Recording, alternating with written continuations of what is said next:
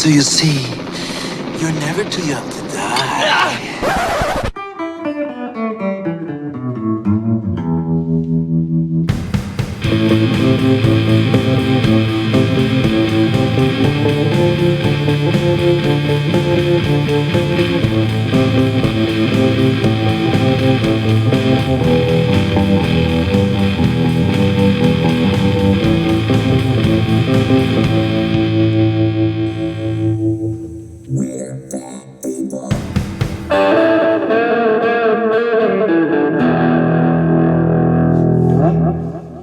Hello and welcome to another episode of Bad Movies for Bad People, the internet's only film podcast. Do not Google that.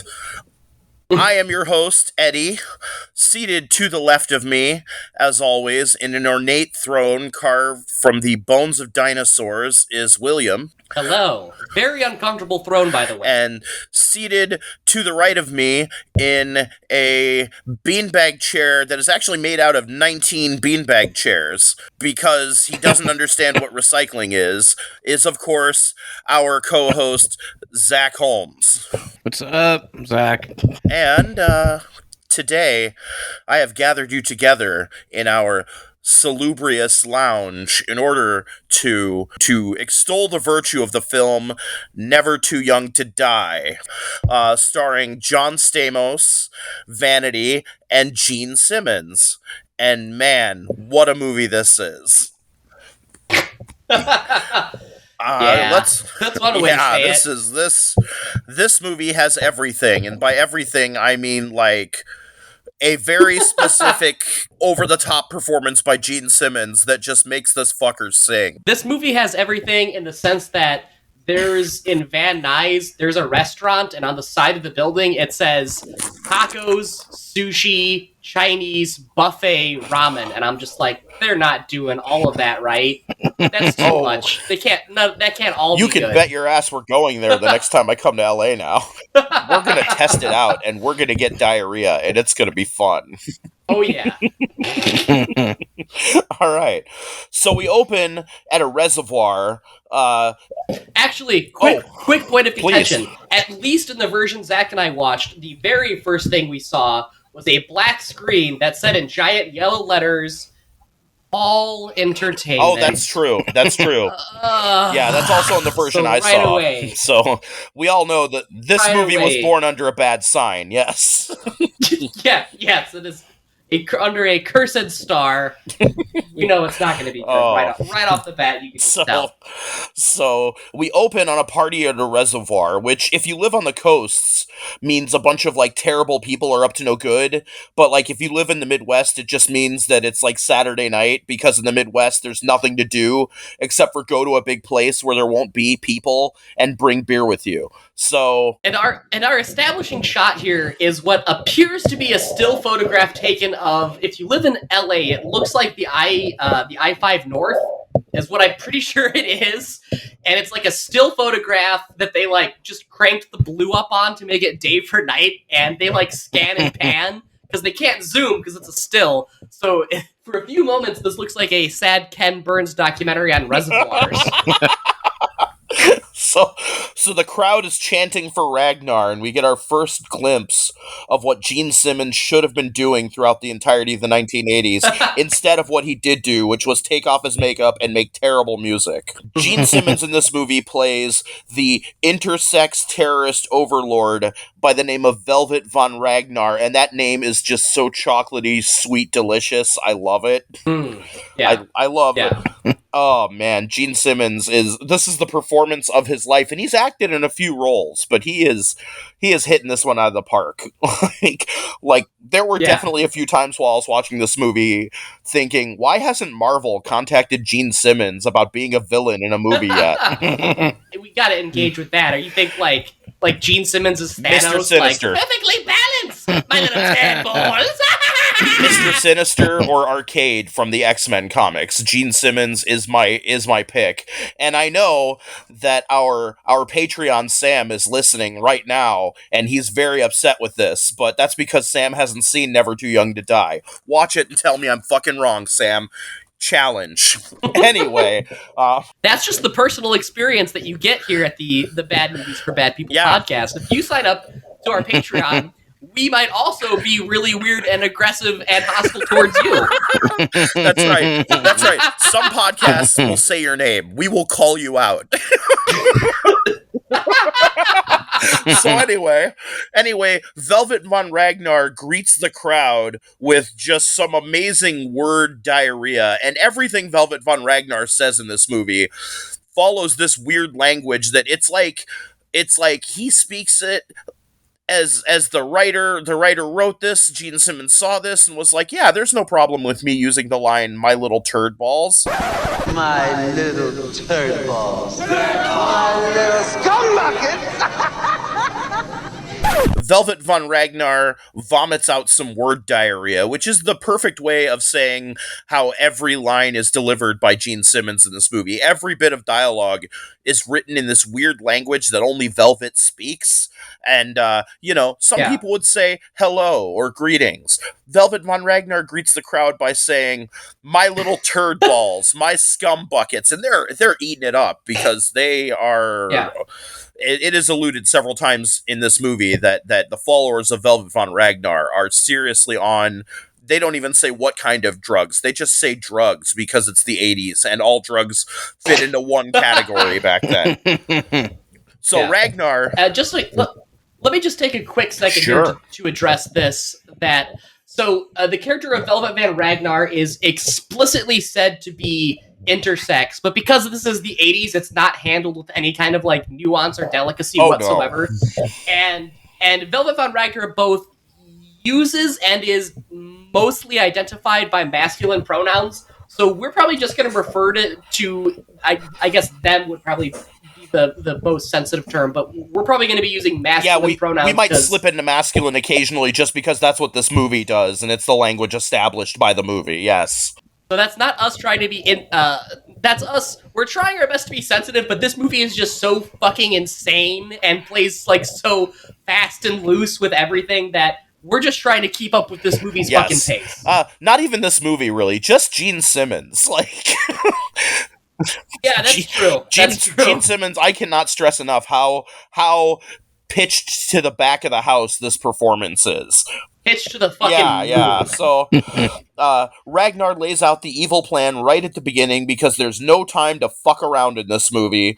They have hacked you're never too young to die. You're never too young to sit through a whole movie and learn the evil plan halfway through. No. Scene 1. Here's my evil plan. Let's get into this bullshit. I respect that. I do. So they've hacked some computers and they figured out how to rechannel radioactive waste into the reservoir, which seems like a design flaw from the people who figured out where to put radioactive waste in the first place. Because why would you put that in the reservoir? Why is there a radioactive waste valve in the reservoir? I don't know how reservoirs work, but I'm pretty sure that radioactive waste isn't a byproduct of it.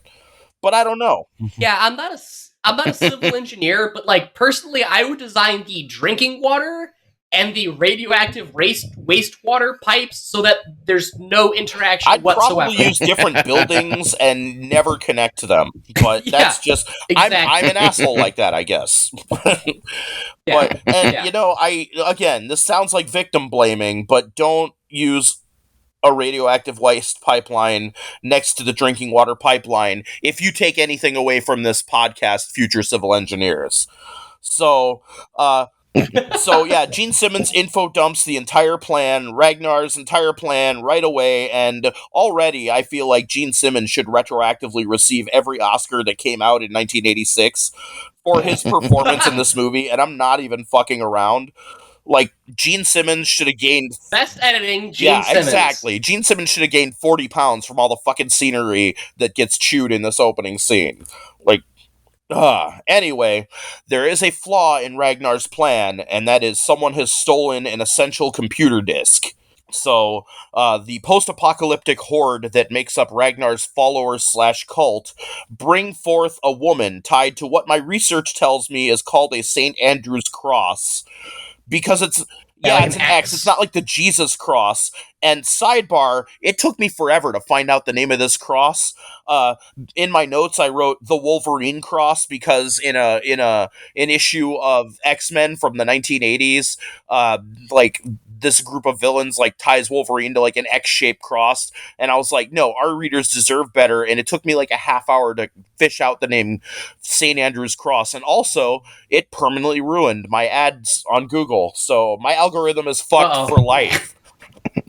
Like, I spent entirely too much time trying to Google what a St. Andrew's cross was, and now every advertisement is either for like a leather vest or some kind of like massage oil, all because I didn't want to say the not Jesus cross.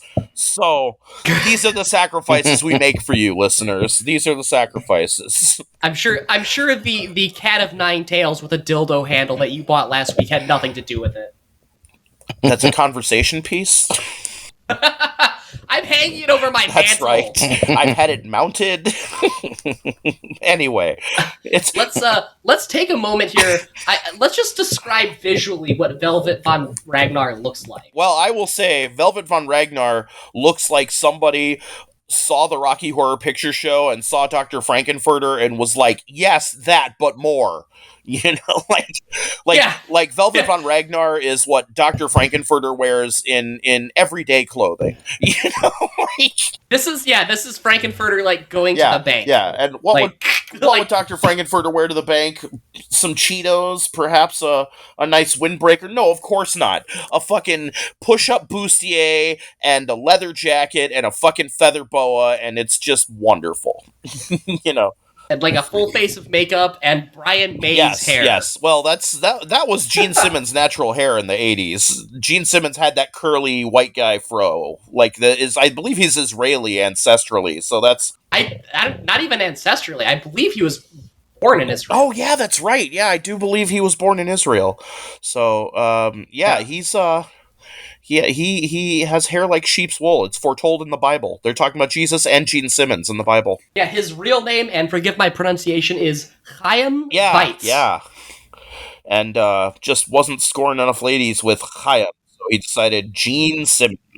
Make me sound like an insurance salesman. Because that is not a rock and roll name. That's not like Ozzy Osbourne or like... He sounds like an actuary. I'm Gene Simmons. I sell aluminum siding. But My rock and roll name will be Steve Johnson. Exactly. So Ragnar gets all up on this woman and figures out, based on an earring the woman is wearing, that the disc is in the hand of Stargrove. Now, we have no idea what that means yet. Is he a shitty Han Solo knockoff? Well, you know what? We're not going to tell you. We're just going to have you figure it out, because we're sick of doing all the fucking legwork here at Bad Movies for Bad People. We're openly hostile in this episode. No, I kid. Velvet is torturing this woman who's tied to the cross about where's the disc. She won't tell him. And then he notices her earring has like a seal, like a coat of arms on it, and rips the earring off and yells Stargrove. Yes. And then kills her in a very specific way. Yes, the crowd chants for the finger, and Ragnar gives her the finger. And I do not mean that Ragnar just flips her off until she dies years later from exposure. No, I mean Ragnar has a knife implanted in their middle finger disguised as a fake nail and uses this fake nail to cut motherfuckers. This is either known as the finger or the spike throughout the rest of the movie. But Ragnar cuts a bitch in the jugular and she dies. I just said jugular. I fucking Chicago'd that right up. It was a regular cut to the jugular. Oh, just a regular one. God damn it. All that jugular cutting made me hungry. Who wants hot let's dogs? Get a pretzel. Let's get a regular pretzel dog. Not a Southwest pretzel dog, a regular pretzel dog. Just a regular pretzel dog. Right. None of this fucking cinnamon. No cinnamon, no Southwest seasonings. Anyway, so she gets the finger, and we hard cut to John Stamos on a trampoline, which is the only time I have ever had to write that sentence down in my life. I checked. It's not like an outdoor like neighbor kid breaks his leg and sues your family. No, it's not. It's not. It's like that's the best way to put it. Exactly. It's not a Ricky from down the block fucked his leg up and now I'm getting sued. Trampoline. No, it's a gymnastic style, thatches of fabric, doing flips and routines and shit kind of trampoline. Yeah, he's this we hear the opening theme song, which it's an earworm in the worst way, and I just mean it's terrible by that. Yeah. But I will say, props to the filmmakers for having the audacity to think that this film was going to have so much staying power that we needed a theme song that name checks the main character in it, because Indiana Jones doesn't even get that. Stargrove, flying like you've never flown. Stargrove, running to a danger zone. Stargrove, are you gonna stand alone? Stargrove, Stargrove. I think that's the best part. It's Yeah. so Unless- funny. Yeah. Stargrove! Stargrove. I mean, pretty much, Zach and I were talking about this last night, and pretty much any time a movie has a theme song, Where it names a character. yeah, it's always going to be good. Shaft, Spider-Man, probably others. Yeah, some other ones that we can't really think of at the moment. there's Yeah. there's that famous one Schindler's List. you're forgetting. Schindler's Yeah. List, he's got a list. Schindler's List, he's getting pissed. And who can forget? Schindler's... Who can forget Star Wars? Those crazy Star Wars. Shout out to Bill Murray. He's listening. Anyway. But yeah. Bond, James Bond. Yeah, totally. Bond, James Bond. 007. Yeah, okay. I think we've mined this one for all it's worth. I think we've milked this riff dry. Good. So yeah, we're in the middle of a big old gymnastics montage.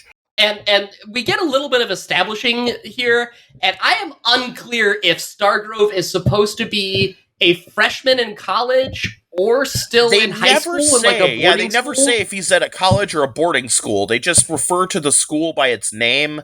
But they never say what the fuck kind of school it is, and it's confusing because John Stamos clearly in his 20s, but that doesn't mean anything because the Breakfast Club showed us you can cast somebody who's damn near 30 as a fucking as a fucking high school student and nobody will care. So, yeah, just for the rest of the movie, I'm going to be confused as to his age, and that makes some shit that happens later way questionable. But yeah, just keep that in mind, listeners. I feel like it's high school. Because, I think so too. Parents wouldn't be coming... Because, I mean, I know this happens, like, a little bit later, but, like, parents wouldn't be coming to the school to visit if it was, like, that's not happening. Colleges have, like, a parents' day? I don't know. I never went to college, so... No fucking way. There's no way. The only time my parents came to college would be, like... I think when I graduated was the only time my mom came to college. So... And like later we see his dorm and the posters. Okay, in college your posters are like a motivational like study hard to buy the Ferrari poster Bob and Marley like legend. nude women. Yes, and a Boondock Saints poster and if you go to film poster school. of John Belushi in the but sweater a bunch that of people says I studied with college. sure did. Yeah. Yeah. No, there are I certain think the only stock poster I had up posters that you put in a dorm for college. I think the poster I had up in my freshman dorm was Salvador Dali's Desert or Meditative Rose. Because you fit in. Yeah, because I had a lot of friends. And but I'm bringing this up because a little later we're gonna see Stargrove's dorm, and he has like a poster of like stamps of the world, and like a James Bond poster, not of like the Bond girls, just of James Bond himself. These seem very high school to me. Yeah, you aren't wrong. You aren't wrong. But then there's some other things that give it kind of a college vibe too, because it's like I don't know, but it's they're trying to have their cake and eat it too. It's just weird, is what it is. Okay, so yeah, I get. Let me say this now. I have this theory that there are like two versions of this movie. That in the first draft it was either much more lighthearted or much darker. And then in a second draft, they kind of like either made it lighter or made it darker because there's a bunch of like weird vestiges Yes. of like this movie having like either been tonally one way or the other more committed, but we'll get to that. Yes. So we're still in the opening theme song. We're still in the gymnastics montage. Yeah. And also, for whatever reason in the gymnastics montage, there's just two dudes Greco-Roman wrestling in the middle of what is obviously gymnastics team practice. Like the gymnastics. Yeah. And I will say, as a former team sports competitor, I was a wrestler in middle school. We weren't allowed to just fucking go wrestle in the middle of football practice. You know, we had the rest of the team like there with us, and the coach would be like watching us and giving us like pointers and stuff.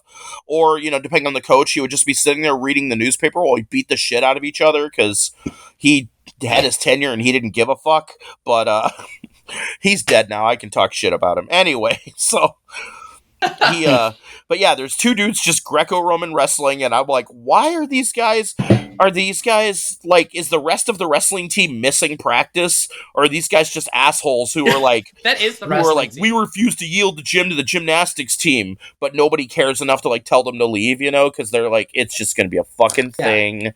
I don't need to deal with. I'm the gymnastics coach. I need to stand by the trampoline and cheer on John Stamos. That's what I need to do. So, and while all this is happening, John Stamos is practicing his like gymnastics routine on like the trampoline and like the weird hangy rings. And this is our main character, Lance Stargrove, and that is just such a first draft name. I love how first draft it is, though. It's like, because it sounds cool, but then you think about it for a second, you're like, fucking Stargrove? It's like I said. It Stargrove? Sounds like a shitty Han Solo knockoff. That's what, like, if it's like the show that copied off of Battlestar Galactica would have a character named Lance Stargrove, you know, like, but no, instead we get in this weird spy movie that and I'm happy for it because it's such a catchy tune. Stargrove, walking like you're talking now. Stargrove, heading to the danger zone. Oh fuck. So, apparently the wrestling dudes are there just so Lance Stargrove can be given a hard time when he's trying to walk to the showers. They're like, why don't you try something manly? And Lance doesn't engage with them, and he like, you know, tricks them by going like, hey, look over there, and like sidesteps them, and we never see them again, so fuck them. They probably go somewhere and die. I don't care. But so this is another strong point in the column of This Is High School, because that's such a fucking high school thing. It's like, oh, nice gymnastics, nerd. Yeah, but in lots of 80s movies, like, college is written like high school. Like, because if in the 80s, Revenge of the Nerds, you know, were written like an actual college, everybody would be way too concerned with like what the fuck is going on and too confused to get into it with like rival fraternities or whatever. No, they just want to show up, do drugs, get drunk, and, you know, try to study and not fail. But that does not make an interesting movie. So you have to like put high school, and even high school is like that. Like I expected like to be given a lot more shit from like the football team and stuff when I was in high school, and I was given a little shit, don't get me wrong, but like mostly every clique just kind of kept to themselves, and we talked to each other and were nice to each other in class, and like we're kind of dicks to each other in the hallway if we were in different groups. But like movies codified these things into making me think that it was like the politics of Downton Abbey, where everybody has their stations and they can't be seen talking to somebody of a lower station. And, you know, somebody read too much Jane Austen before they wrote fucking Breakfast Club. But anyway. And so Stargrove is like, so the jocks are blocking like the door that Stargrove needs to get through. And how does our quick thinking hero outsmart them? He does the old, hey, you got something on your shirt, and then like flicks his finger like upwards to like flick their nose. What? So the mental acuity of like an 8-year-old on a playground. Yes, and it works. So, you know, bully for him. But he should have. I don't know. This might specifically be a Chicagoland thing because it doesn't make sense without a working class Chicago accent. But he should have offered them a Hertz donut. There we go. You know that one? Oh yeah, I have 4 brothers. I know all of the ones. I've been kicked in the testicles from every angle possible. Okay, I know all of the ones. You're probably the person on this podcast second most kicked in the testicles. Yeah. I never figured out a way to monetize it. So. You never went pro? I couldn't go pro. I couldn't go pro. So, all right. So we cut to Lance Stargrove. He's in class taking some kind of exam, and everybody's wearing like matching blazers.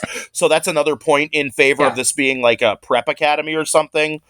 But the teacher wanders out of the room, and we see Lance Stargrove is using some kind of watch calculator to send messages to somebody who's on the roof of another building, like looking up the answers for him. And that's Lance's little buddy Cliff.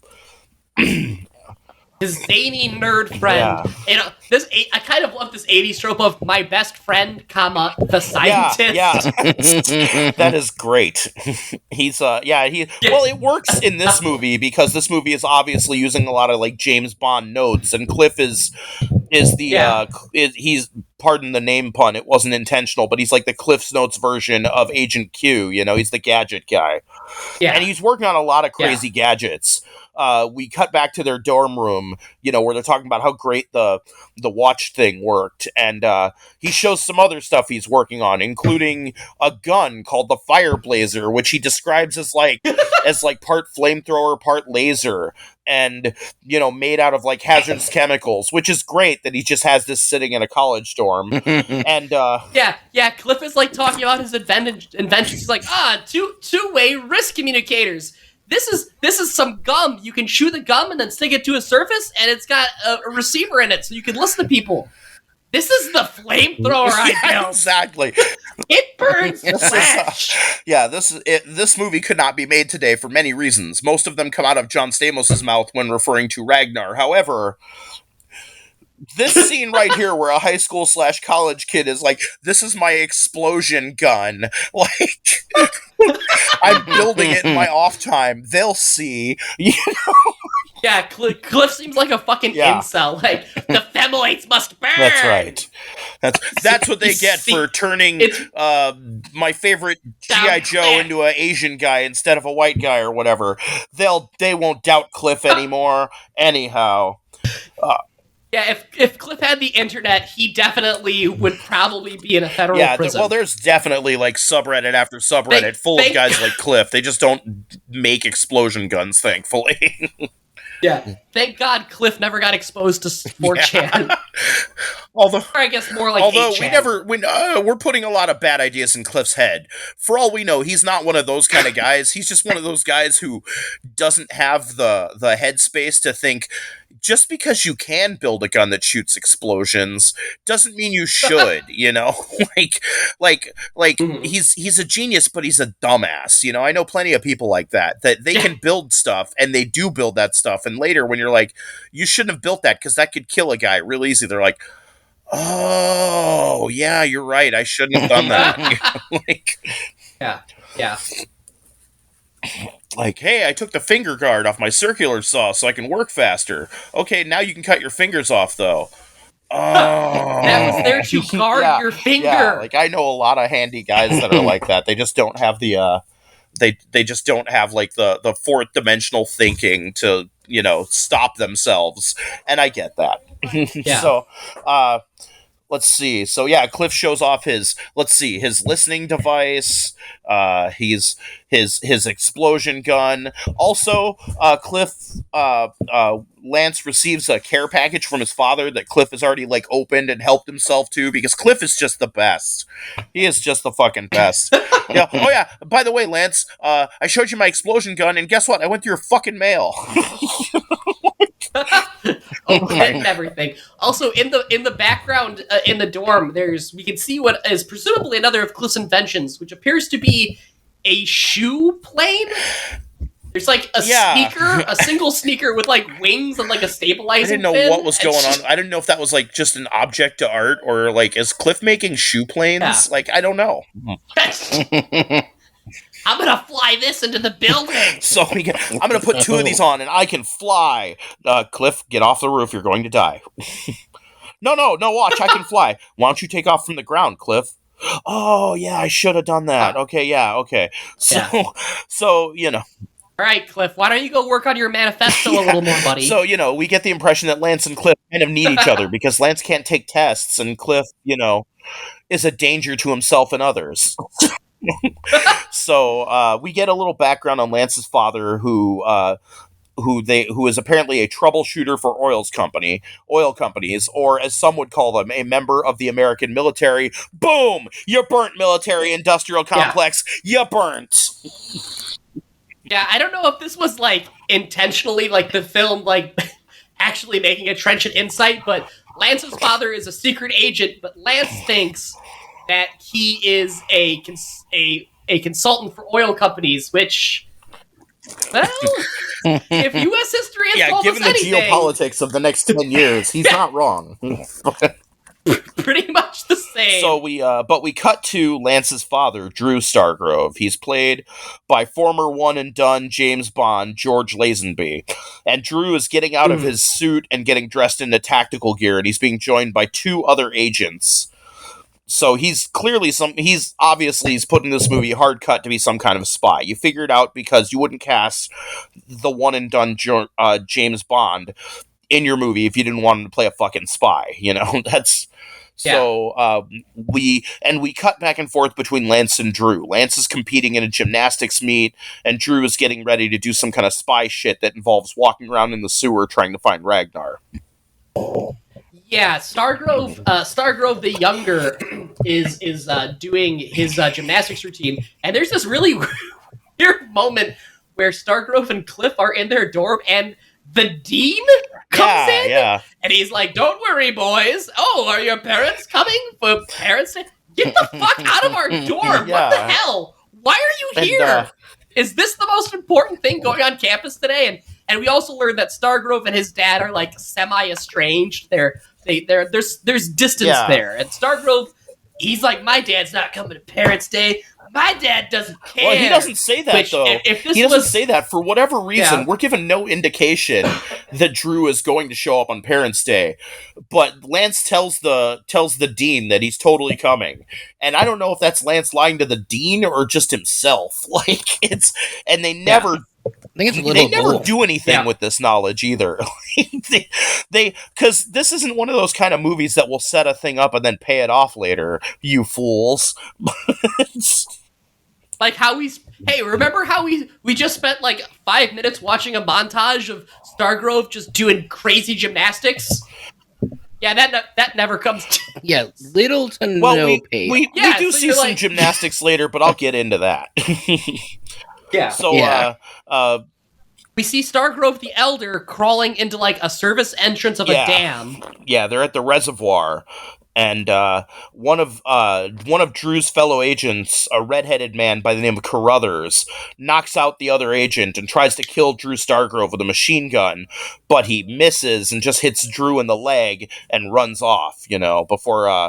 Before Drew can get his hands on him, and we cut back to Lance at the gymnastics meet, where he's even started to believe his own lie and thinks his dad is going to show up, even though we just saw him getting shot, somewhere else, and in a service in an access tunnel somewhere. And deep inside the maintenance tunnels of the reservoir, our 2 remaining agents are still investigating. And Drew is bleeding profusely, and his partner pulls out some tape and gauze to tape him up, and we cut to Lance, who's taping up his hands, and there's a weird deja vu moment as both he and his father are being taped up, and Lance kind of has a twitch, as if to acknowledge that there's some kind of link between Lance and his father. But guess what? Don't worry, they never do anything with this or pay it off in any meaningful fashion ever again. Don't worry. That doesn't happen. Yeah, there's weird synchronicity between these two. Yeah, that doesn't happen in movies like this, because we don't review movies that set things off and then pay them off later in this podcast. God damn it. We're against it. Anyway, back at the reservoir, Ragnar's gang has been alerted to the presence of the spies, and the alarm has sounded, and let's take a moment to discuss the overall aesthetic of Ragnar's gang. So let's because do. we have a tendency to discuss like outlandish outfits in this podcast, and this will add 3 hours if we have to pause every scene and talk about like what these guys are wearing. So just blanket statement, they dress like they saw like the Road Warrior, and they're like, I don't want to wait for society to crumble. I want to dress like that shit now. Don't worry, there's still going to be a few like half standouts. of these guys. Probably like half of these guys joined up with Ragnar because they're like, oh, a plan to poison Los Angeles's drinking water with radioactivity, and we'll hold it ransom and make money. Sign me up. But the other half was like, oh, irradiating Los Angeles's drinking water. That sounds like it'll accelerate the happening. Oh yeah. Cults have all the fun. Anyway. Yeah, the goons, they look like their only knowledge of punk rock came from like the most like 2020 hysteria. Are your children listening to punk rock? Like that kind of interpretation. Yes.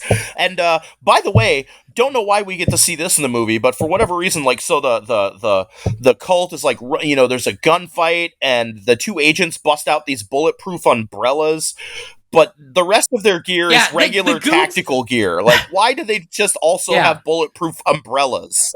Did he just have that? Did he buy that out of his own pocket? Yeah, the alarm sounds, the goons bum rush Stargrove Sr., and he's like, looks like a disco nightmare. Because that's how he's got his fucking finger on pulse, Stargrove Sr. Something tells me... these guys in dirty, tattered leathers and mohawks, fucking disco heads. Something tells me that was George Lazenby's idea, and they were like, you know, he's working so cheap, let him get his line in. By the way, he's credited in this movie as special guest star, like, which is always a weird credit for a movie, because guest star implies that there's going to be more than one. Again, the audacity of this film. But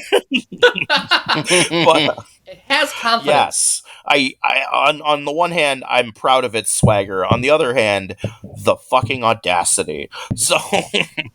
You know, in retrospect, looking back, it is a little embarrassing how much the movie believed in itself. It walks the fine line between pride and hubris so well. So, after what feels like an eternity, we finally get another scene with Velvet von Ragnar, who has subdued Drew Stargrove, and threatens the life of Lance if Drew doesn't turn over the disc. And, you know, also kind of reveals that he is responsible for the death of Lance's mother. And, you know... Kind of. It's very ambiguous. Yeah. I don't know if Ragnar is saying that they were responsible for killing Mama Stargrove, or just knows that she died. Yeah, but I don't know. Because they could read either way, and they don't. Again, this is not a movie that with subtext, so they're doing subtext wrong here. So, Drew is like, Lance has nothing to do with this. The disc is in my pocket, and of course, the disc isn't in his pocket. You know, when the goon goes to reach into his pocket, like, Drew stabs him in the hand, gets his gun, and like tries to blast his way out. But after a little bit of a firefight and escape, Ragnar corners Drew and blows his head off with a shotgun. The fucking shotgun. And but it's very cartoony. He like shoots it with a shotgun, and he like his head doesn't explode. He like does like a full backflip, and it's so cartoony that I think if Drew would have walked up and just stuck his two fingers in the barrel, that would have worked. yeah, the shotgun would have like peeled back like a banana. Ragnar would have had like a blackened face, and they would have been like, Stargrove, you know. But yeah, he just shoots. He shoots Stargrove Sr. with the shotgun. He doesn't back up, and then we hard cut to a fucking funeral. Yeah. Well, no. First, we cut back to Lance, who just as his father is being killed, he like falls off his Olympic rings or whatever the fuck those things are called. I'm not Googling, and I spent all my Google energy on calling it a St. Andrew's cross. So fuck it. They're Olympic rings from now on. Anyway. Oh, those are called Hangy Boys. Hangy Boys. I should have known. Those are called big danglies. Big danglies. They're in the Olympics tonight, in fact. The Tokyo Olympics are going on right now. I could just turn on the TV. And stepping up... Yeah, I heard Burkina Faso, they've got a real shot at the gold in the big danglies this year. And stepping up to the Dangly Boys is the Ugandan team with a wonderful discount. So, just as dude, I've been watching the Olympics, and I just gotta say, it's so eerie and funny when you see the most incredible displays of like human athleticism, and then like people are performing feats, pushing the human body to its limits, and then you get like polite elementary school spelling bee applause, like perfect dismount, and then just. Because there's nobody there. It's a giant so stadium weird. too. It's just the silence is deafening. When the pandemic started, WWE kept doing shows, and they just did them in empty arenas. And we found out pro wrestling does not work in an empty arena because you have to play to the crowd with everything. And it was. Yeah, you got to be keyed into that audience energy. If you want to see some awkward shit, Google WWE empty arena match, and it's just awkward. So, if you see a circus, full of crowds of adoring people, it's amazing. If you look out your window and see a circus in a parking lot at night, terrifying. To each his own. I would run off and join that circus. Join the night circus. Fuck yeah, I want to join the night circus. That's the best circus. No fucking kids around to annoy me. There's cotton candy there, I'm assuming. It's a carnival, so there's crystal meth. Wait. So anyway. Somebody's got to build the rides. Right. That's right. So yeah, Lance falls off the Hangy Boys because do he and Drew have some kind of otherworldly connection? It sure would be nice. Who knows? We're never going to say anything about it. We're never going to pay it off. Fuck you guys. That's the filmmaker's response. And then we hard cut to Drew Stargrove's funeral. Lance doesn't know anybody at his father's funeral except his dad's lawyer, and already he's displaying his chip on his shoulder. He's got a stupid dad, he's got some absentee father issues. Yeah. So he's like, I'd mourn him, but I never knew him. That kind of thing. So, and we get our first glimpse, just edging it up. We get our first glimpse of the most out of place person at this funeral. There is a beautiful woman there mourning Lance Stargrove's father. In her transparent funeral shirt and her mourning bra. What? If anybody out there is listening to me, if I have a funeral that is open to the public, and I most assuredly will, and you want to show up into my funeral like that, fucking go for it. And I don't care who is listening. That you want to show up in a funeral mourning bra and a transparent outfit. If it helps you get through it, man, fucking do it. But. For $100, I will show up to anybody's funeral, stand a few feet back from the main crowd in the rain, and hold up an umbrella and wear dark sunglasses and just nod solemnly, as if to say, our business is at last concluded. And then get in a limo at the end. And for $50, I will walk up after the funeral when they're lowering you into the ground, and I will pull out a badge of a secret organization and drop it on your casket. Oh my god. I was gonna August 16th is Bukowski's birthday, and I was gonna go leave some beer in his grave, but I might do that instead. I think Hank would appreciate the humor in that. Yeah, I'm sure that everyone else will be leaving him a beer or a shot or whatever too. So yeah, I think you ought to do that instead. Yeah. Just walk up, put an AA chip on his headstone, and be like, "Oh, never mind, going the other way." So yes, the lady we were alluding to, we find out from the lawyer that her name is Danja Deering, and she is. And I'm pretty sure people call her Nadia a bunch in the movie. No, it's Danja every time. Yeah. Okay, I think it's specifically Cliff sounds like he calls her Nadia, but no, I have to watch Danja, movies with subtitles on because I've been working next to a subwoofer for too many years, and but yeah, it's Danja all the time. But she is played by former Prince backup singer / protege Vanity, and Vanity has never looked fucking hotter in her life than she does in this movie, and she is hot in a bunch of movies too. But yeah, not to be like gross and No. objectified, but yeah, she is no, super I'm not hot in this saying movie. that to objectify her. I'm saying the filmmakers gave her a job. I am. Show up and be hot, and she showed up and she was extra hot. She was sent to be the sexy Bond girl, and she succeeded. She hit that out of the park. Good on her. But after the funeral, Drew's lawyer tells Lance about a farm that he's inherited upstate, and Lance decides to go visit the farm. And there was kind of a funny moment here where I thought they said, "Oh, your dad's farm in Ohio," and then it cuts to what is clearly Southern California. But Zach pointed out that they're saying Ohio. Yeah. he's in Ohio and he's driving up and you can see the beach. Yeah. There's a Hollywood sign in the back. Hollywood, Ohio. It's like in the later seasons of Parks and Recreation where they were worse and worse at hiding the palm trees in California for the Indiana town, Yeah. So we cut to the farm, and Danja Deering is there, and she's in the barn doing some stuff with the horses. I'm not saying she's a horse girl, but she has some kind of horse affinity, clearly. She was riding a horse, she's feeding a horse or something, and then take care. So Ed, you're saying that it's being established that she has some sort of horsemanship abilities. This will surely pay off later in the film, you correct? Fool!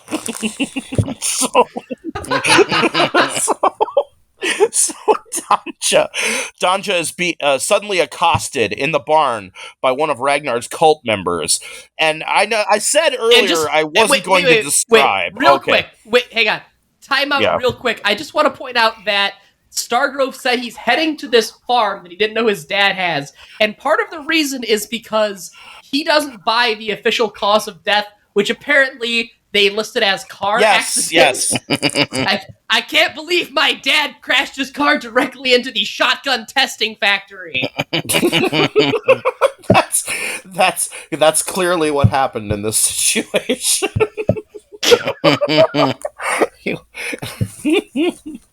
He was wearing a bandolier strap of shotgun shells when he hit that other car, and that's why they all exploded in his chest, and it looks like he was shot several times with a shotgun, but at point blank range. Yeah, he was wearing a bandolier of shotgun. He had a custom seatbelt which had shotgun shells attached, and he crashed into a truck that was carrying nothing but firing pins. Wouldn't you know it? Like one does. And that's why instead of a casket, we buried him in a leaky garbage bag. in a Tupperware container. Yes. So, back at the farm, Danja is in the barn, and she is accosted by one of Ragnar's cult members.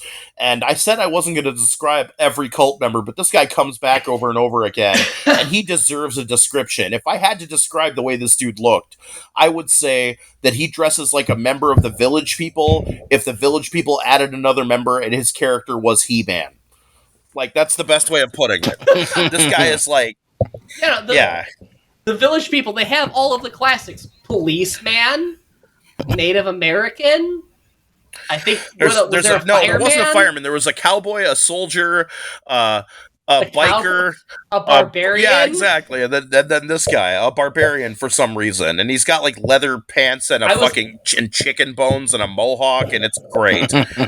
Yeah, he has. Yeah, another horse barbarian, which we're big fans of here at Bad Movies for Bad People. Oh boy, are we!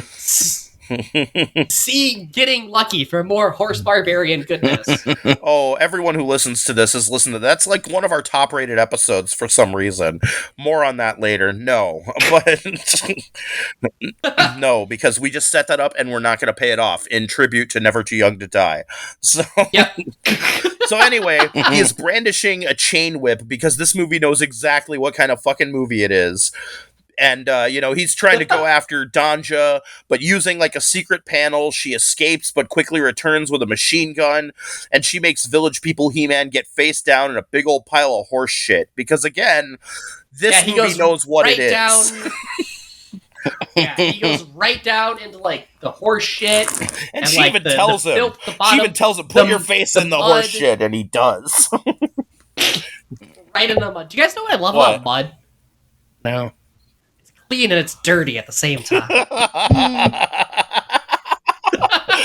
damn it. Fuck yeah. So, she's gonna like either tie up or waste this guy, but we don't figure out which because Village People He-Man does not travel alone. Post-apocalyptic terrorist weirdos usually work in pairs, you fool. And the second guy... Yeah, they're on the buddy system. The second guy... Well, if you're working with a lot of drug addicts, you want to use more than one, because chances are one of them is going to fuck up. I have dealt with a lot of drug addicts in my day. In my line of work, there's the occasional person who likes the white powder, and I've noticed that the ones who like the white powder tend to travel in groups of more than one because they can rely that one of them is going to have their shit together enough to get the other one through whatever they're doing, and I respect that. While the other one is pitching small business ideas. Yeah, exactly. Or based on my experience, just finding a loaded gun. When somebody's doing cocaine, a loaded gun, it's only a matter of time before a loaded gun gets into the mix. Some fucking wrong. You're not wrong. I used to think that was a stupid movie stereotype, and then I was at a guy's house once, and I was doing coke, and he pulled out a gun and started pointing it, and people were like, hey, put the gun down, and he was like, no, don't worry, see, it's not even loaded, I'm really careful, bang, of course the fucking gun goes off, and I left, and that was like one of the last times I ever did coke in my life, because that I was like, my life is turning into boogie nights, I need to get off of drugs. So yeah, literally same thing happened to me. I was just doing coke, then I had a gun. Not even joking. And did it go off? Yes, it did. I'm not going to tell the rest of the story. No one died though. It was fine. No one got shot either. But there was a lot of property damage. Yeah.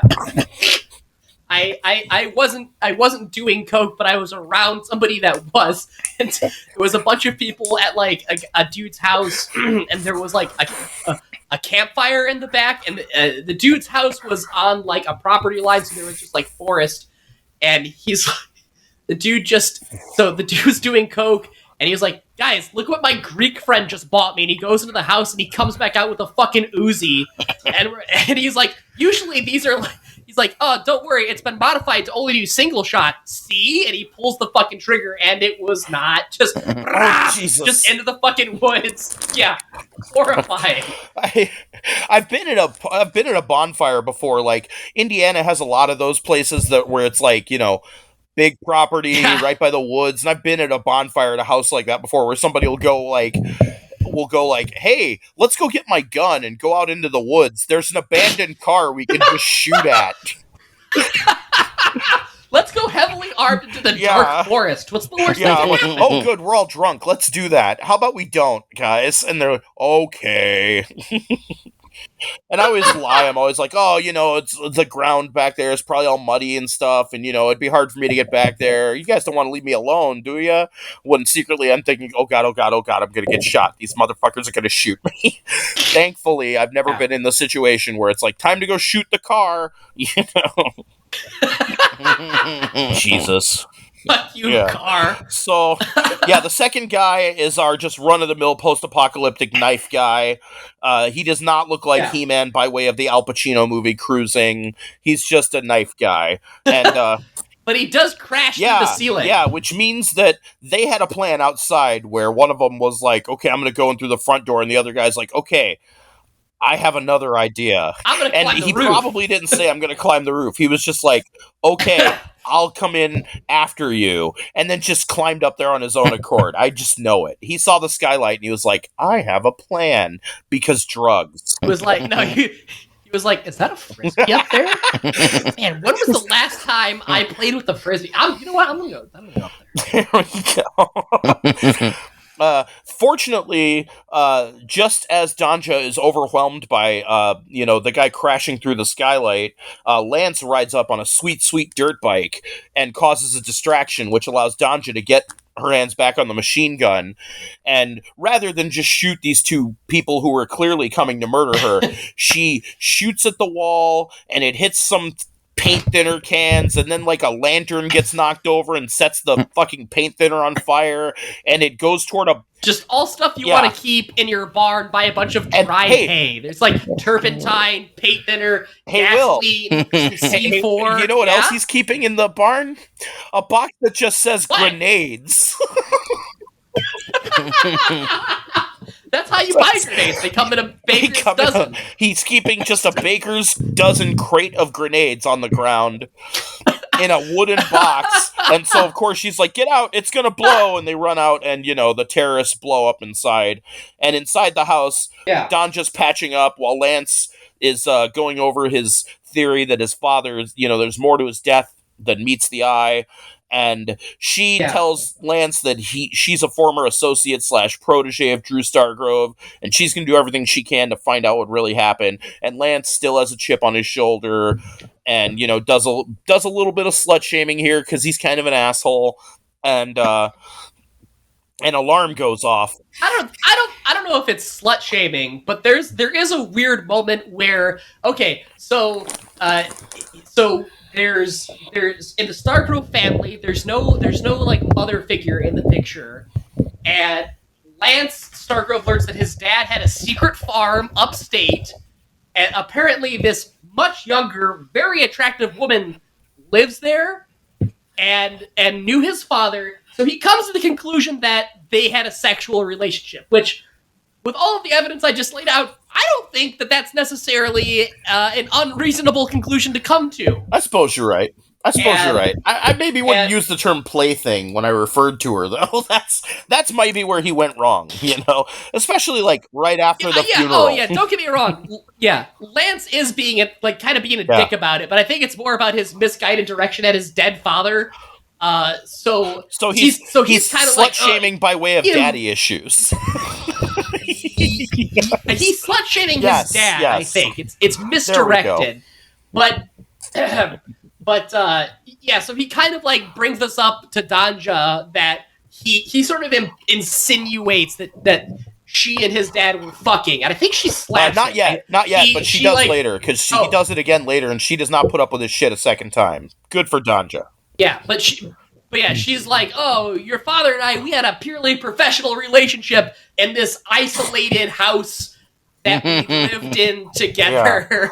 So an alarm goes off, and she gets out a rifle and checks through the scope, and it's Agent Carruthers, the redheaded traitor from the beginning of the movie, who he pulls up in a car, and she goes outside, and there's like a quick debriefing scene where she tells him what her plan is, which is she's heard some chatter that Velvet von Ragnar has resurfaced, and he's going to be appearing at a nightclub to do a nightclub act, which is exactly what you should do if you're a wanted terrorist. Advertise a fucking cabaret act. That's a baller move, Velvet von Ragnar. I respect. That's how they got Bin Laden. He shouldn't have done Bin Laden's all musical review. Musical review and ventriloquism showcase. Yeah.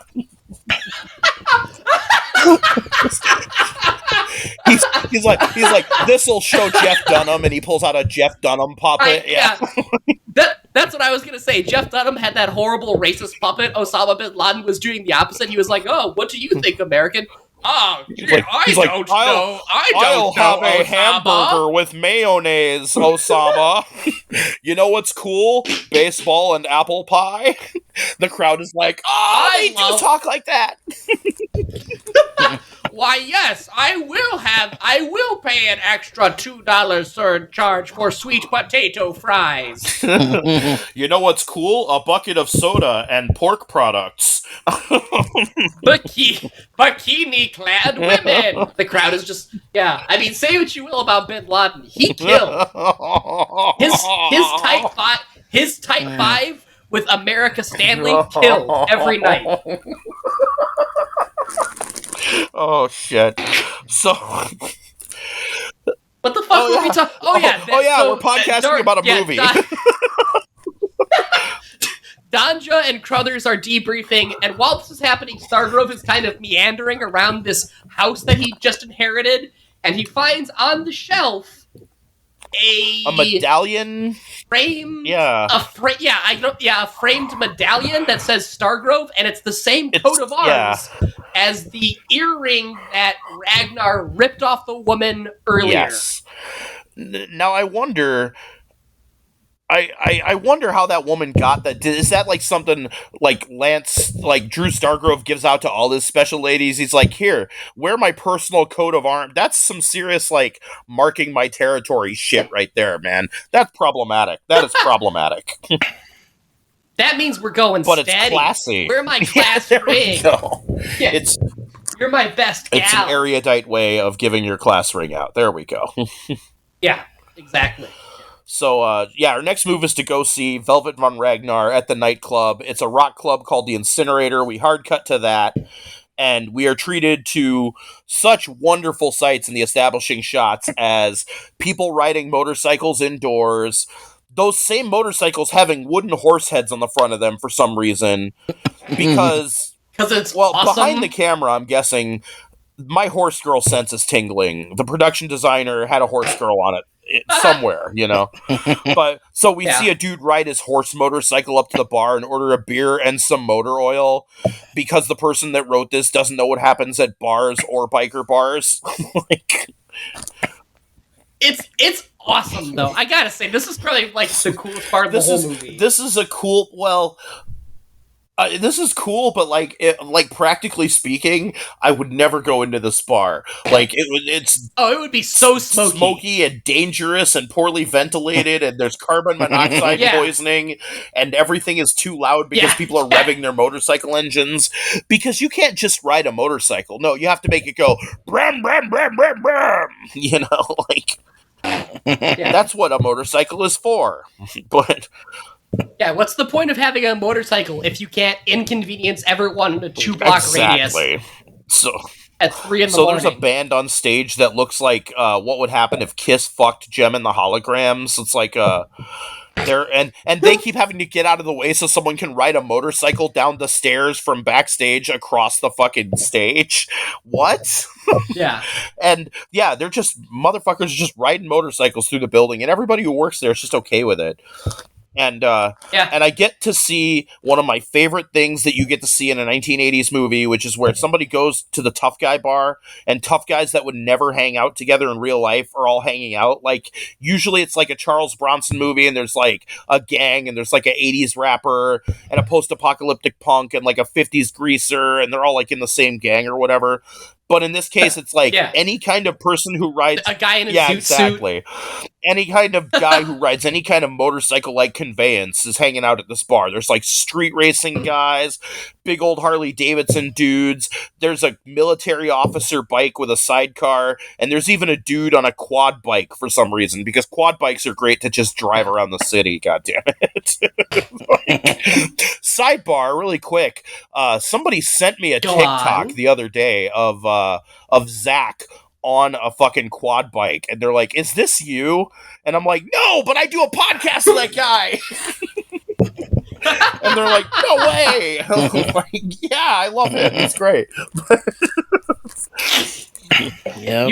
You've been mistaken for Zach a few times, because for a while, if you Googled Zach's name, the first picture that came up was Zach. You were at some press event, and you were wearing like like a military style cargo cap. Yeah. And Ed had the exact same hat for a while. Yeah. And we both have we both have like the dark frame glasses. And at the time I was letting my beard grow out, and so were you. And so it totally just when your MTV show came up, and it was like they showed like your press photo, and the Hobart, Indiana came up. That's where I live. So people were like, "Are you on an MTV show?" I'm like, "Fuck no." But I knew who you were because of the viral videos and stuff, so I'm like, "No, but we're from the same town, so isn't that cool?" And like Unfortunately, I only ever get mistaken for Ryan Gosling. Well, I get Zach, and then also like people are like, "Are you Zach from MTV?" And then also occasionally they're like, "Matt Damon, you've let yourself go." But so, oh Christ. So yeah, so there's like dudes on quad bikes or whatever, and Lance shows up on his dirt bike, which makes him fit in just fine, but Danja shows up in her. Despite the fact that he's wearing He's like the budget 80s, Miami like, Vice, sport yeah. jacket with like like the sleeves Yeah. rolled up. But like Danja shows up in a rhinestone evening gown, and I'm beginning to think she's not much of a spy, because this is not the look that you wear to a club called the fucking Incinerator. Yeah, she's wearing like a like silk blue gown with silver sequin accents and like a neckline that plunges almost to her belly button. Yeah. She stands out like I stand out. In this bar where people drive motorcycles indoors. Yeah. Yeah, it's like, you quick scan of the room, biker. Vanna White, what the fuck? Yeah, she's wearing like her best Vanna And White it's dress. worth noting that, her and Stargrove, they don't go together because she tells Stargrove it's too dangerous and to stay at home. But he's a precocious youngster, so he shows up anyway. Yeah, exactly. And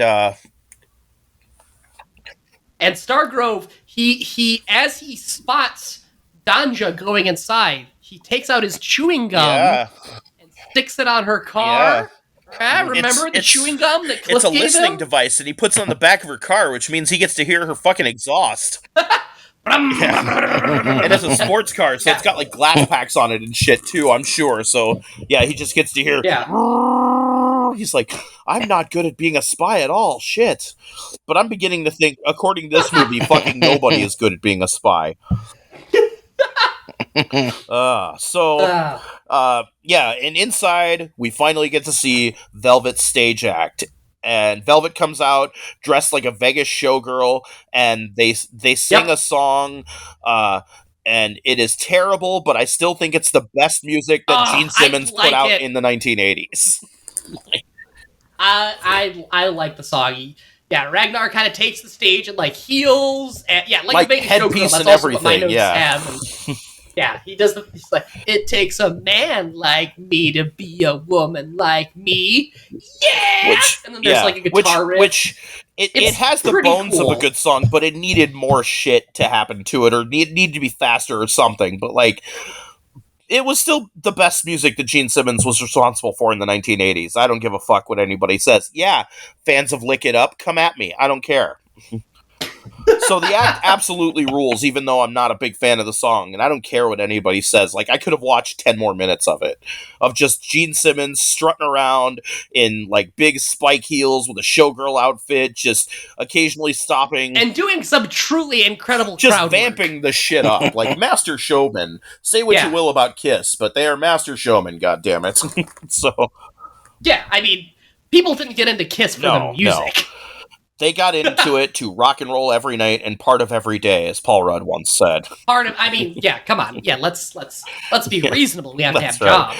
So, Danja reveals to Lance that Ragnar is the one who probably killed his father, and Lance's response to this information is to go full chip on shoulder and once again imply that Danja had a sexual relationship with her father, or with his father, and she slaps the shit out of him and storms off. And I can relate, because I want to slap the shit out of him at this point.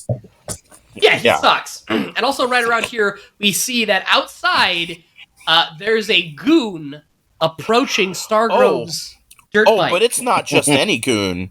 It's fucking post-apocalyptic Village People He-Man. He survived the explosion. I believe his name is Pyramid. Yes, later his name is Pyramid. In fact, in his final scene, they say his name is Pyramid. But for most of my notes, he is referred to as Leather Bar He-Man. And that's what I'm going to keep calling him, goddammit. Zach went into a deep dive on this guy. Yeah, I was just trying to, he looks like he's dead now, to me. Like, just see how he looks. A lot of those older bodybuilders look like that, man.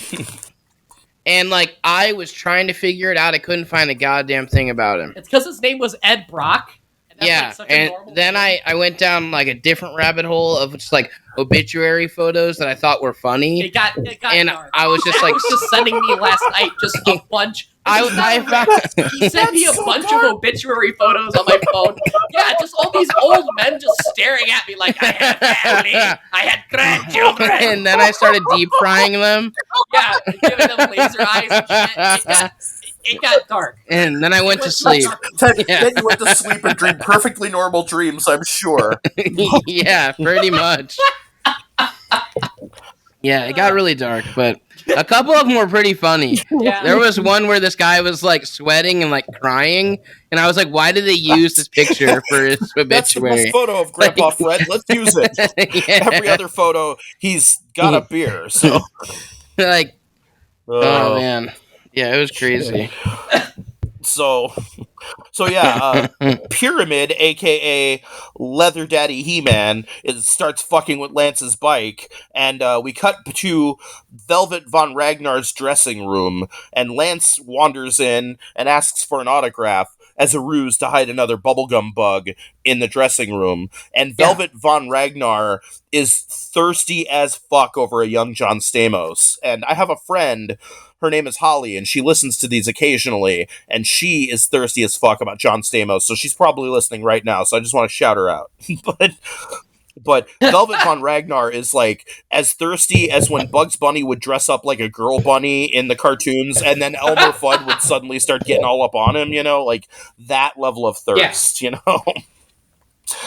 And Velvet recognizes Lance though and tries to blow his cover using the ingenious tactic of just shouting Lance's name, Stargrove. Lance has ice in his veins though and doesn't bite. He's like, does that name mean something? Which is such an insane line, because if someone yelled Stargrove at you, you wouldn't be like, "Oh, that's a name." You'd be like, "What is that? Is that a fruit company? What Do they is grow bananas? Stargrove? Stargrove? Why are you? What, are you having a stroke? What are you fucking Is that your yelling at favorite me?" song that you do? Like, is that what's going on? Were you going through a Bodhi phase maybe, and you put out a Yeah, song is about that- a garden in the yeah. stars? What? But no.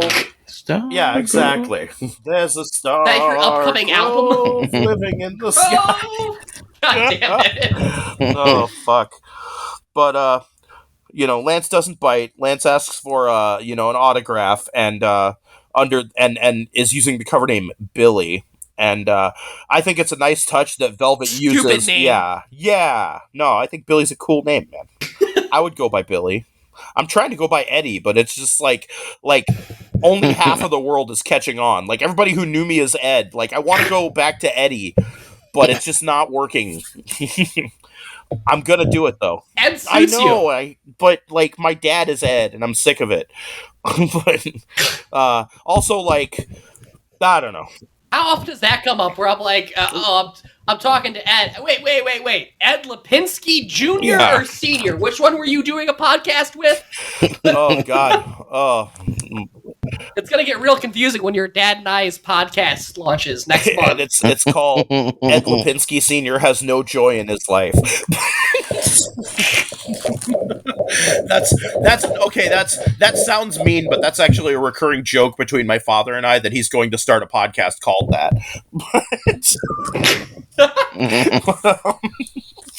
Because he fucking hates everything. But anyway, I think it's a really nice touch that Velvet signs the autographed 8x10 with the murder nail from earlier, like dips it in ink and signs the autograph. I just thought that's pretty fucking sweet. Whoever, but Yeah. I'm gonna give someone an infection with that. That's how you get MRSA. that's true. I didn't think about that, but back in the 80s, neither did they. Yeah. But, MRSA epidemic. yeah, well, there wasn't a MRSA epidemic yet because that's directly tied to the availability of hand sanitizer, which was a thing you used to have to go to like medical stores to get in the 80s. But then like Johnson & Johnson, I think, was the first company to just start selling it like in normal stores, and then it was like in every gas station. And anyway, so Lance goes outside, and Velvet immediately is on to Lance's bullshit and discovers the listening device. and flushes it down the toilet, which is great because just as Lance like puts in his earphone to like listen to what goes on, and he gets just an earful Yeah. of toilet flush, and that reminds me of a thing that my friends and I used to do to each other in high school back in the day. We would call each other, and as soon as they'd answer the phone, we'd flush the toilet and then just hang up. And then they'd call back and be like, "Why did you do that?" And, no reason. Well, did you want to talk or anything? No. Why did you do that? I'm going to start a podcast in 35 years, and this is going to make an amusing anecdote. I hope so. But yeah, so Lance goes to ride off on his dirt bike, but one of the local like pieces of shit goes to Lance, and he's like, "That's a nice bike. I think it's mine." He like pushes him into the garbage and gets on it, and like as soon as he goes to start it, it just explodes in a fiery ball. Yeah, exploding is even kind of selling it short. This is like Yeah. a devastating conflagration. This is one of the funniest ways to die. Yeah, don't get Like- any ideas for Jackass 5, all right? I almost said like if I ever die, this is how I want to die. But like I'm going to die. So, but yeah, so yeah, definitely top for me. Funniest way to die. So yeah, Does it have to be a dirt bike or just any vehicle? I think anything exploding, like literally anything, like going to like, open the refrigerator, it explodes, you die. Fucking like getting ready to take a bite of a cupcake, it Okay, explodes, you know, you die. Right. Like I anything gotta say, like that. Zach, you're not alone in that I also have a preferred way that I want to die. I want to die in a plane crash, so I totally understand. Oh man, Like, every time I get on a plane, a little part of me is like, wouldn't it be cool if this is the one? and then when the Well- plane lands, I'm like, all right, cool, I get to go on vacation instead of dying. I guess that's a good runner-up prize. dying or go on vacation. No. That's the Here I preferred thought Ed was outcome. visiting me because That's he the liked preferred me. outcome. Yeah. I don't want to die in a plane crash on my way to you specifically. I just want to die, maybe on Okay. the way home, you know? I want this vacation to never end. Boom. Anyway. But I'm Groundhog's glad to hear Day. that somebody else out there has a preferred way to die, which in Zach's case is, open the fridge, boom, Or I like to imagine, you know that horse at Kmart or Walmart or whatever that you get on, you put a quarter in, you can ride it. I see that being the way that Zach goes. Yeah. He like gets on that horse, puts the quarter in, explosion. And it explodes. Just explodes. That was one of the ideas I pitched you for Jackass 4 was you built a fake one of those and put it outside a real grocery store. Yeah. You put a quarter in it and like it drives away. That's pretty great. That's funny. I'd be really mad though if I didn't die from the explosion. If you just got shot or something. No, if there was a huge explosion like that and I didn't actually die, Yeah. I'd just be like, ugh. I'd Just probably like do that. I severely think. burned Probably and do that a shit. lot, 'cause- Yeah. Yeah, just burn Yeah. 100% of your body. Yeah.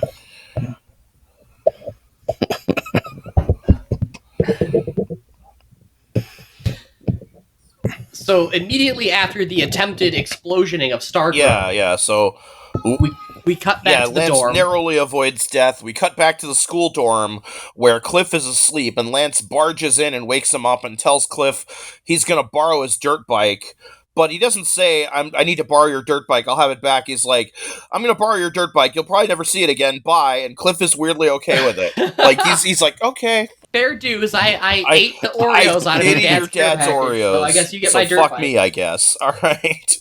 And then we cut to Lance on the road, and he's using like a tracking device to track Danja because apparently the listening devices also have trackers in them. And Not that was ever established. No, because this is not a movie that sets things off and then pays them off. No, this is not that. But he's riding his dirt bike, and Danja's in her car, and he catches up with her, and I don't think she realizes it's him when she tries to, like, outmaneuver him on the road. She kind of tries to run him off the road, but maybe she does know it's him, and she's just that sick of his shit. I'm not sure. They don't indicate either Yeah. way, but she loses him eventually, and he ends up way ahead of her and ends up, and she's on the phone the whole time with Carruthers. And Carruthers is giving her coordinates. The Yes. redhead. Carruthers is giving her coordinates to where she might be able to find Ragnar. because that was where Ragnar was last seen. And of course it's a setup. And of course some post-apocalyptic horsehead bikers are there to intercept Domja. But, Lance kind of, triggers them, like, early, so Domja's able to, get ahead of the situation. And she hides from the evil bikers by driving her sports car underneath a semi-trailer, which is always cool anytime I see it in a movie. That's always really cool and really impressive, like, anytime I can see that happen. Mm-hmm. So... Yeah, she's part of the family. Yep, part of the family. She does it both fast and furious, but without the help of CGI, yes. Yeah. The two goons on motorcycle horse that are chasing Stargrove, one has, like, a morning star, and the other has an axe. Yeah, because they apparently can't afford guns in the Ragnar army. Although, if I were Ragnar, I wouldn't give these people guns either, so maybe Ragnar is smarter than I am. But... they would just pawn the guns for meth. Exactly. That's why I wouldn't give them guns. Not because they're dangerous, but because they would so quickly sell their guns.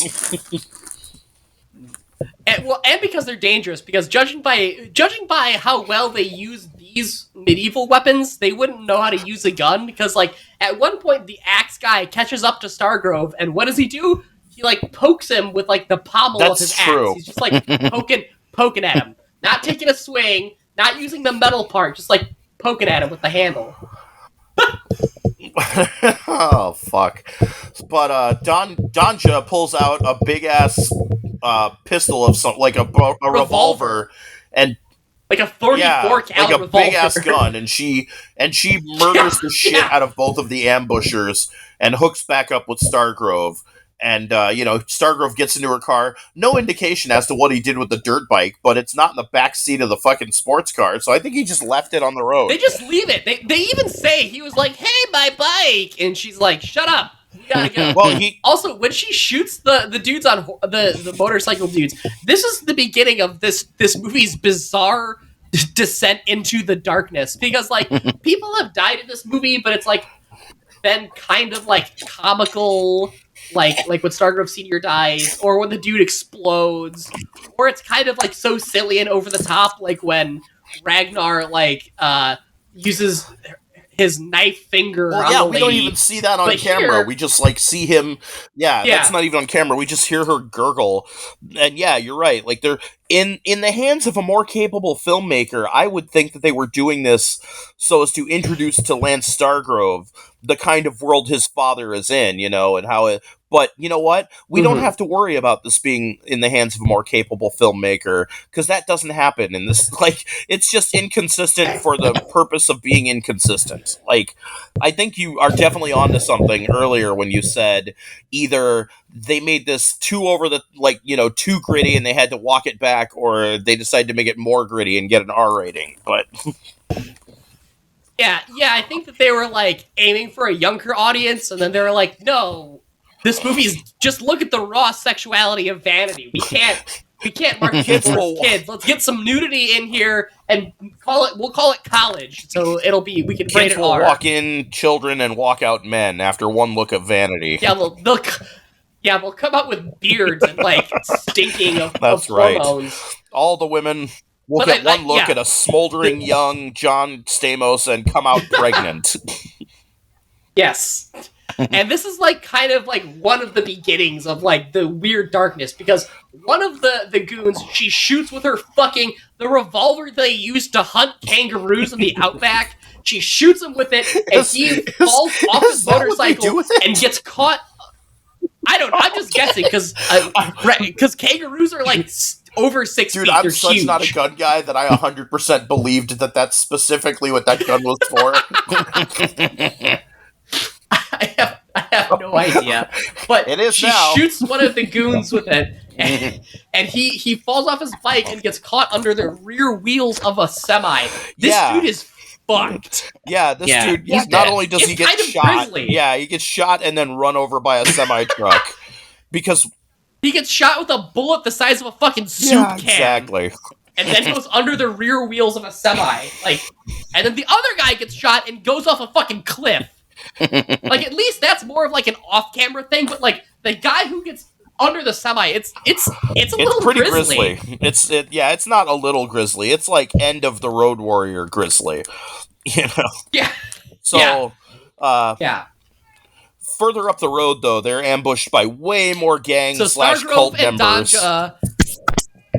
Yeah, Stargrove and Danja are like driving away in her Corvette, and as they're driving away, they come across. There's another group of goons, and they're laying a spike trap across. They the road. totally throw out like a state patrol police officer's spike trap, and Yeah, it could be a spy trap. well, they are spies, so it is a spy trap. It works, and you know the cult closes in on them. Hard cut.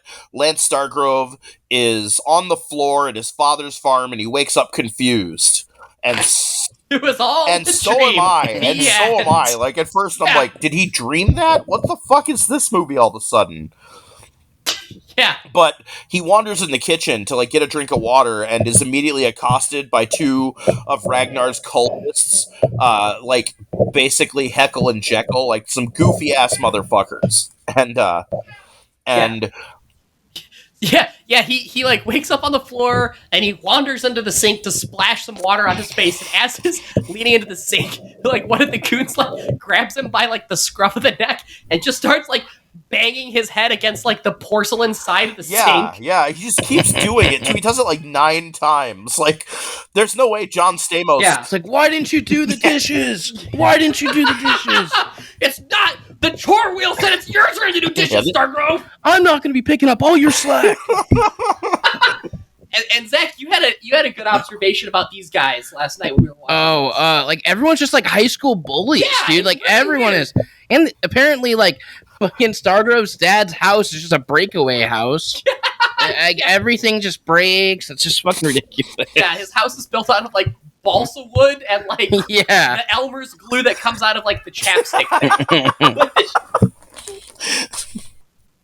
Yeah, these bullies are supposed to be part of an apocalyptic death cult that's holding the entire city of Los Angeles for ransom, and they're like, "Hey, Stargrove, Why you hit yourself? do you like butts? Did you lick any butts, Stargrove? You stinky butt Wait. licker."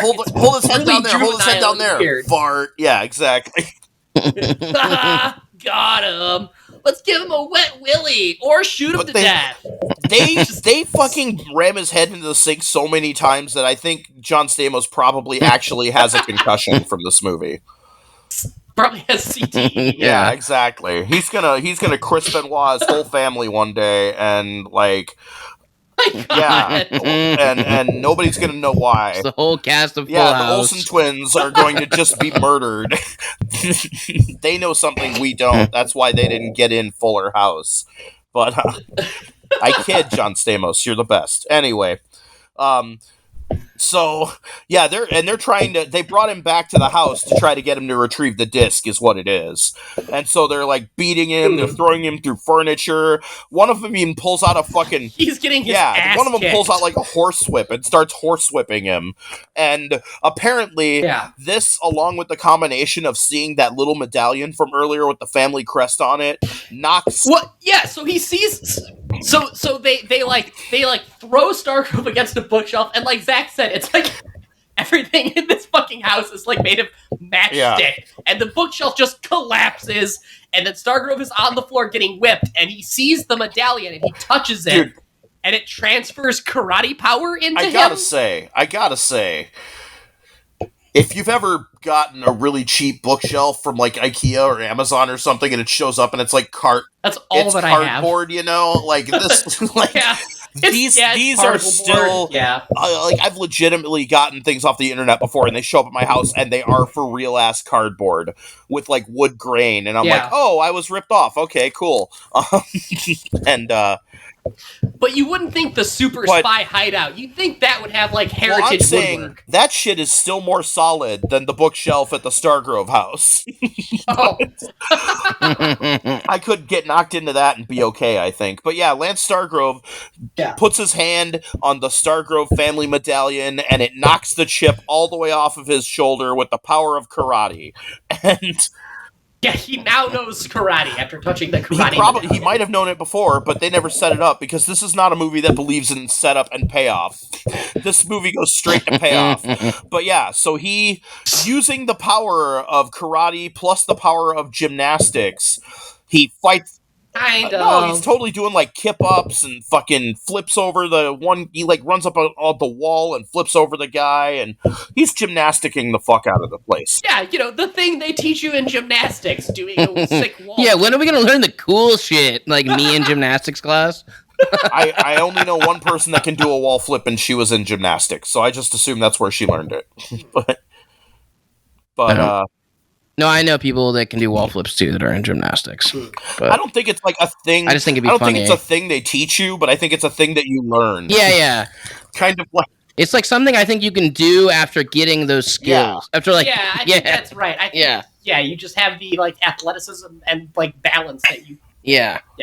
Like every person I know who spends a certain amount of time as a chef in a kitchen, like, is so good at slicing vegetables with a knife that they can also throw the knife perfectly into the cutting board and have it stick out every time. Whereas every time I do it, it just lands on the handle and, cuts me on the foot or something. But anyway.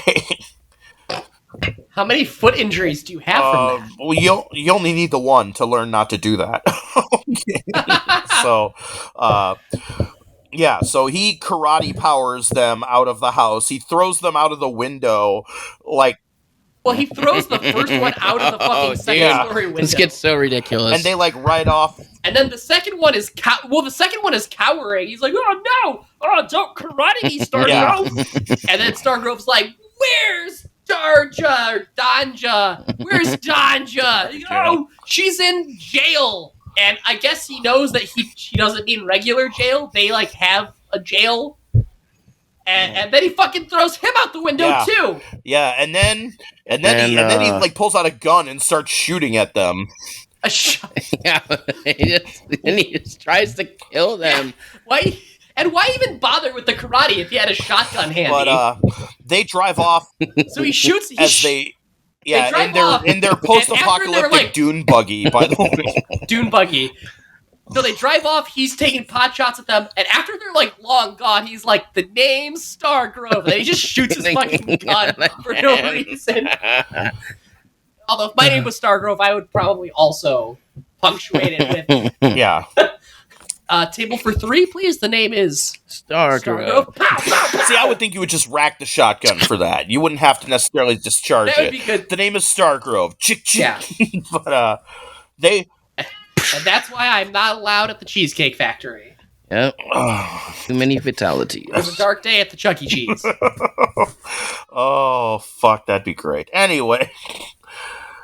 So, they reveal to Stargrove that Danja is in their jail. They do say that she's in their jail, and of course they have a fucking compound because no good cult is complete without a compound. That's like step 2 when you get a cult.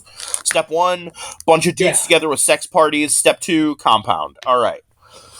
So Lance, he goes and gets cleaned up and starts searching his father's room, and he knocks. He changes into a new pair of clothes, which must be his dead dad's clothes. Yeah. Apparently, they're the same size. I just thought that was really weird because Stargrove didn't even know that place existed. So those are definitely those are dead dad's dead shirt. All right. And he. It's like, he's nice shirt. It's my dead dad's. Okay, sidebar. Sidebar. No, this didn't happen to me because obviously, if you've ever seen my dad and me, I'm 3 times his size. But so my friend, he listens to this podcast occasionally, so I will say his name. No, I won't actually because of the nature of this story. But my friend lost his father a few years ago, and he was, he lived out of state and he flew back to, help clean out his father's house with his brothers and stuff like that. And, take care of the funeral expenses. And he sends me a text and he's like, hey, guess what I found in my dad's dresser? I'm like, I don't know what. I'm thinking, he found, he found drugs or something goofy like that. Dad's porno stash. No, I knew where his dad's porno stash was because we had been friends since high school. But anyway, Dad kept his porno in the garage. But anyway, we Nice. so he sends me a picture, and I Beating off in a garage sounds unpleasant. I mean, It's all cold. It's you got enough drafty. people in the house. That's what dads Dude, do. when I was Yeah. a teenager, I beat off in every room of my house. If I was alone for 10 minutes, like I was 13 years old, that room was getting just christened, you know. Going up to I the was roof, all over my trying to shoot off the edge. I haven't done it. I never did it on the roof of my house, but I did do it on the roof of my garage. But anyway, Neighbor kid's treehouse. oh man. So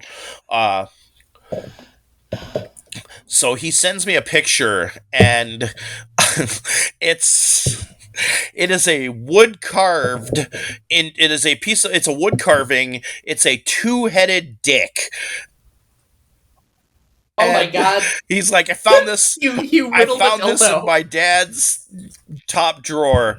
And I'm like, wow. And he's like, so Ed, when are we going ass to ass on my dead dad's double dong?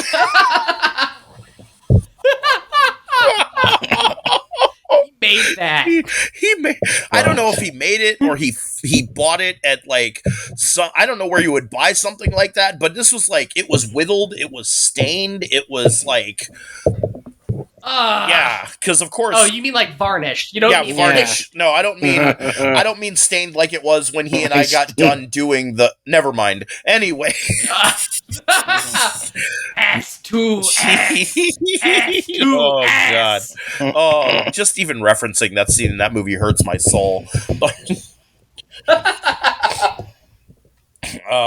So anyway, Lance is searching his father's bedroom for something, anything, and he finds underneath his father's bed a hidden door. How does he find this?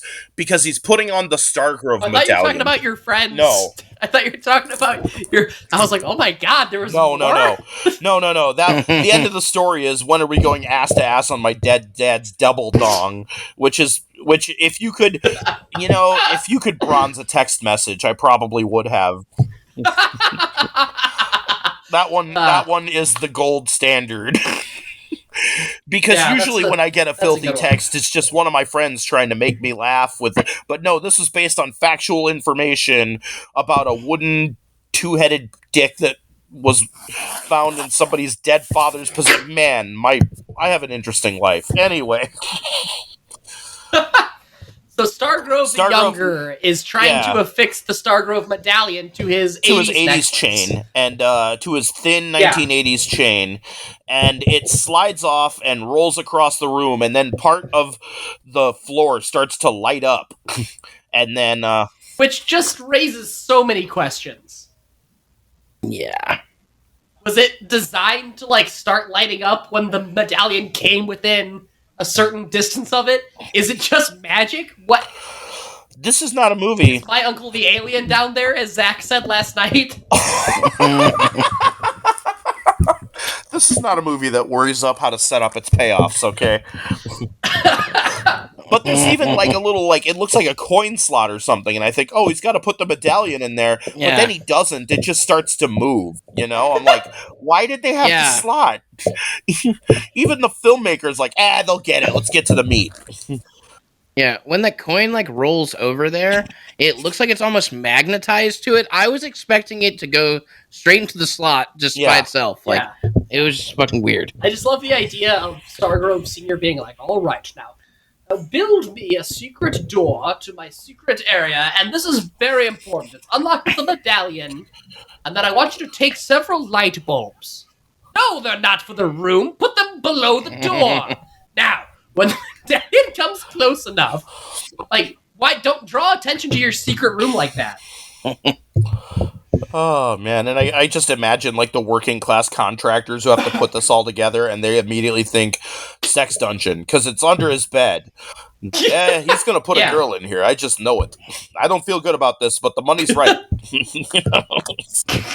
But yeah, so it's a little staircase, and he goes down the staircase, and it's his father's secret spy headquarters, and there's like all of the spy shit in there. There's like medals from his missions. There's guns, there's weaponry. file cabinets that are just full of stuff that says confidential, which leads me to believe that Stargrove Sr. is holding on to a lot of crucial information that he probably should have returned after his missions, but maybe not. Who knows? There's a picture of JFK that's signed, "Thanks for killing Martin Luther King." There's a signed picture of Lyndon B. Johnson that says, "Thanks for killing JFK." Yeah, there's a big map on the wall of like Watts with like a big circle around it and an arrow that just says crack and like a picture of a plane. Yeah. Like it is just terrible. So There's all of like the South American Union uprisings that he put down for banana companies. And so he sees that there's like a surveillance screen. Somebody has ridden up on a dirt bike, and inside the house, the mysterious rider is like stalking in the main area, and he's got a gun, and so. And a full face helmet. So Stargrove gets the drop on him, and he takes the helmet off, and it's Cliff. And the gun is the fire blazer from earlier. You know, the gun that shoots explosions at people. So, that's cool. Cliff has just shown up to this strange house, and he's wandering around it with a gun that shoots it. Like, what is he expecting to find? He's like, I gotta go find Lance. Not Lance is in trouble. Just, for all he knows, Lance is in there having a fucking sandwich, and he's still like, better go in with the explosion gun just to be safe. So... Yeah, and... yeah, go on. I was just gonna say, and then, like, Cliff just happens to know Ragnar's plan. Well, he knows it because he reveals that he has the disc. Cliff has the disc, and the disc was in the care package that Cliff stole the cookies out of and shit. And this is not my first. I did a rewatch of this movie for the purposes of notes earlier today, and I noticed that throughout the movie, you see Cliff looking at his computer screen, and every time he's looking at his computer screen, there's like pipework and shit on it. So he's trying to figure out what this disc is the whole movie, and he never at any point says to Lance, hey, this disc came with your father's care package. I'm trying to figure it out for you. No, he's just being a nosy shithead the whole time. But yeah, Cliff has figured out what's going on. But they almost set up something and paid it off. Almost. They came close. They came within spitting distance. Oh, they flew so close to the sun. But yeah. So yeah, Cliff is a dick. And to further drive home the fact that Cliff is a dick, he shows Lance his new dirt bike and says... And Lance is like, where did you get a new dirt bike? And Cliff is like, haha, I used your credit card. Yeah. Dude, what? Just fucking yuck it up, Cliff. Stole my credit card, bought yourself a motorcycle. Well, to be fair, Lance did just recently trash Cliff's motorcycle, so maybe... But the way in which you go and get your motorcycle replaced is not... Step 1, steal a credit card. Step 2, commit fraud. So everyone's an asshole in this situation, you know? Yeah. But we cut to the compound, and thank God Ragnar is back, because it feels like it's been an eternity. Every scene without Ragnar in this movie feels like it's 10 movies long to me. But yeah. And Ragnar... Get that fixed. The henchmen are back, and they say that, Stargrove overpowered them, and they're groveling, and of course Ragnar kills them with the spike.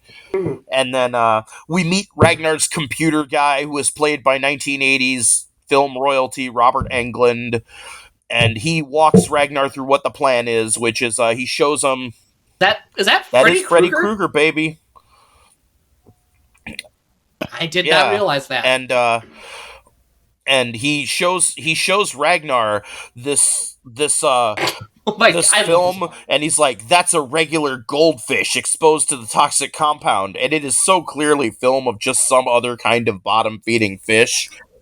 Yeah, it's B-roll of like a rockfish or something, and he's like, that's a goldfish after it's been drinking our radioactive waste. It's at silly. This point that I'm like, I really hope they succeed then, because I want to see what the people turn into if... I really do, because I'm rooting for Ragnar this whole movie. I'm I'm not even fucking around. Danja is tied to a like a smelter or something like that. They've got like some kind of like fiery like iron blacksmithing like stove or something they're trying to like feed her into like to like melt her down on some steel, and Lance and Cliff show up just in time to save Danja from being burnt to death, and they bust her out using the fire blaster, which like this is the first time we actually get to see the fire blaster in action. It totally shoots a fiery explosion at a door and blows it open and blows up the guy behind him, and then they shoot it at another guy, and then they go to shoot it a third time, and it just like plink, plink, plink, it bounces off, and they just look at him, Cliff, and he's like, sorry, this magical gun that I made with my own fucking hands didn't work perfectly. Why didn't we grab all your dad's The machine college guns, armor. you know? Okay, by the way, challenge out there to anybody who does this, or any game design people, please make me a first-person shooter where I can use the fucking fire blaster gun. But, Yeah, put that shit yeah, in Saints Row. I was thinking, like, Doom. Doom with the fire blaster. That'd be so great. But, they bust her out and, get back to the base, and, go hang on. ahead. Like, I just want to say, so they like they break out Danja, and she knows. See, she's like Cliff, so she knows Cliff somehow, whatever.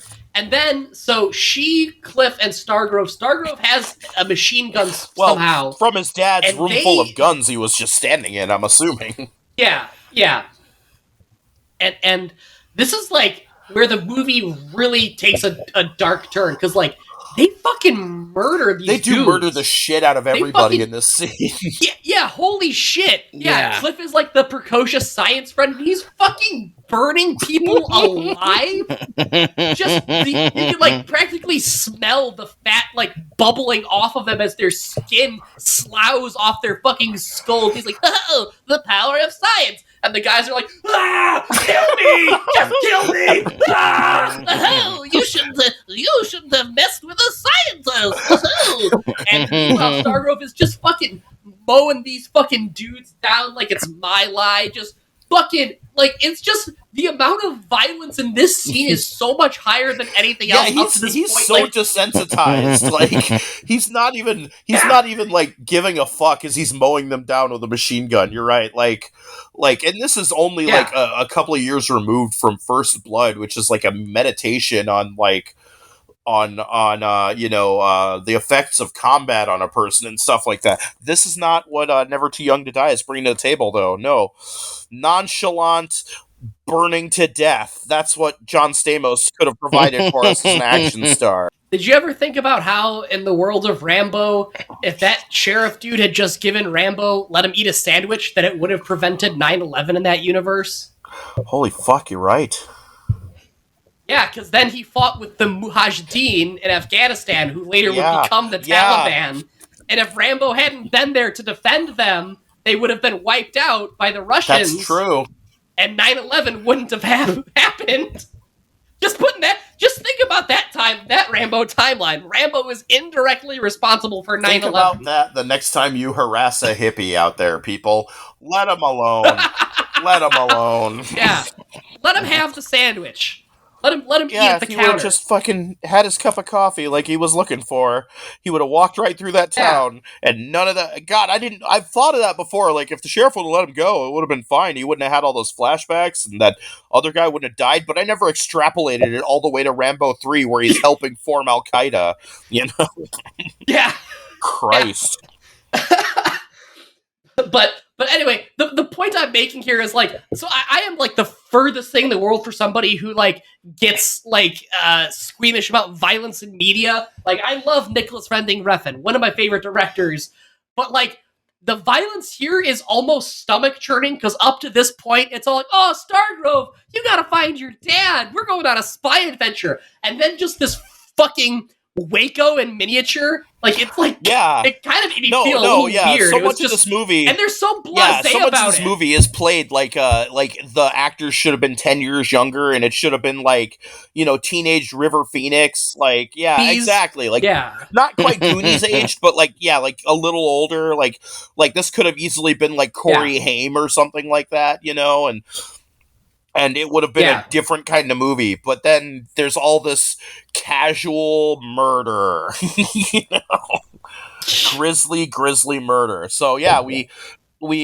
cut back to they bust Sanja out, they get her back to the base, and we see you know, they're meeting with the head of the spy organization, which they call the Shop. I believe the Shop is what they call the CIA in a lot of spy novels and stuff. So now we know that you know, Stargrove's father is in the CIA, and that he's been acting illegally on U.S. soil. But anyway, or is it the FBI that I don't know. I don't know anything about spy organizations.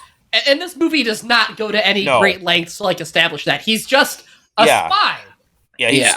He works for the Shop spy is the most that they ever get out of, like the name of the. There's no letters or anything. They just the Shop.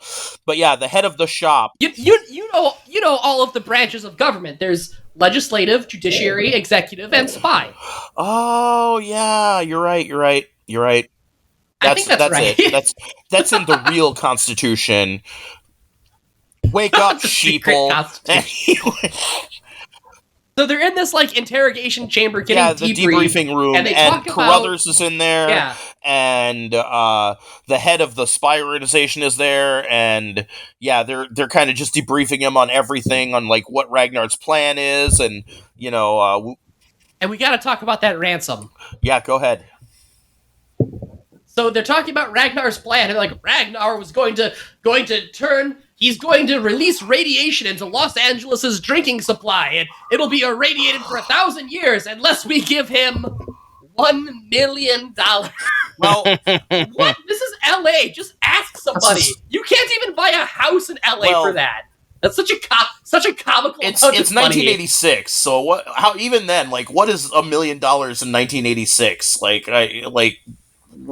Figure that out, man. Okay, all right. Figure that out. Yeah. But they go through that in one of the Austin Powers movies when Dr. Evil comes back and tries to hijack the world for $1 million. But by the late 90s, $1 million just doesn't buy what it used to. So they're all like laughing at him, you know.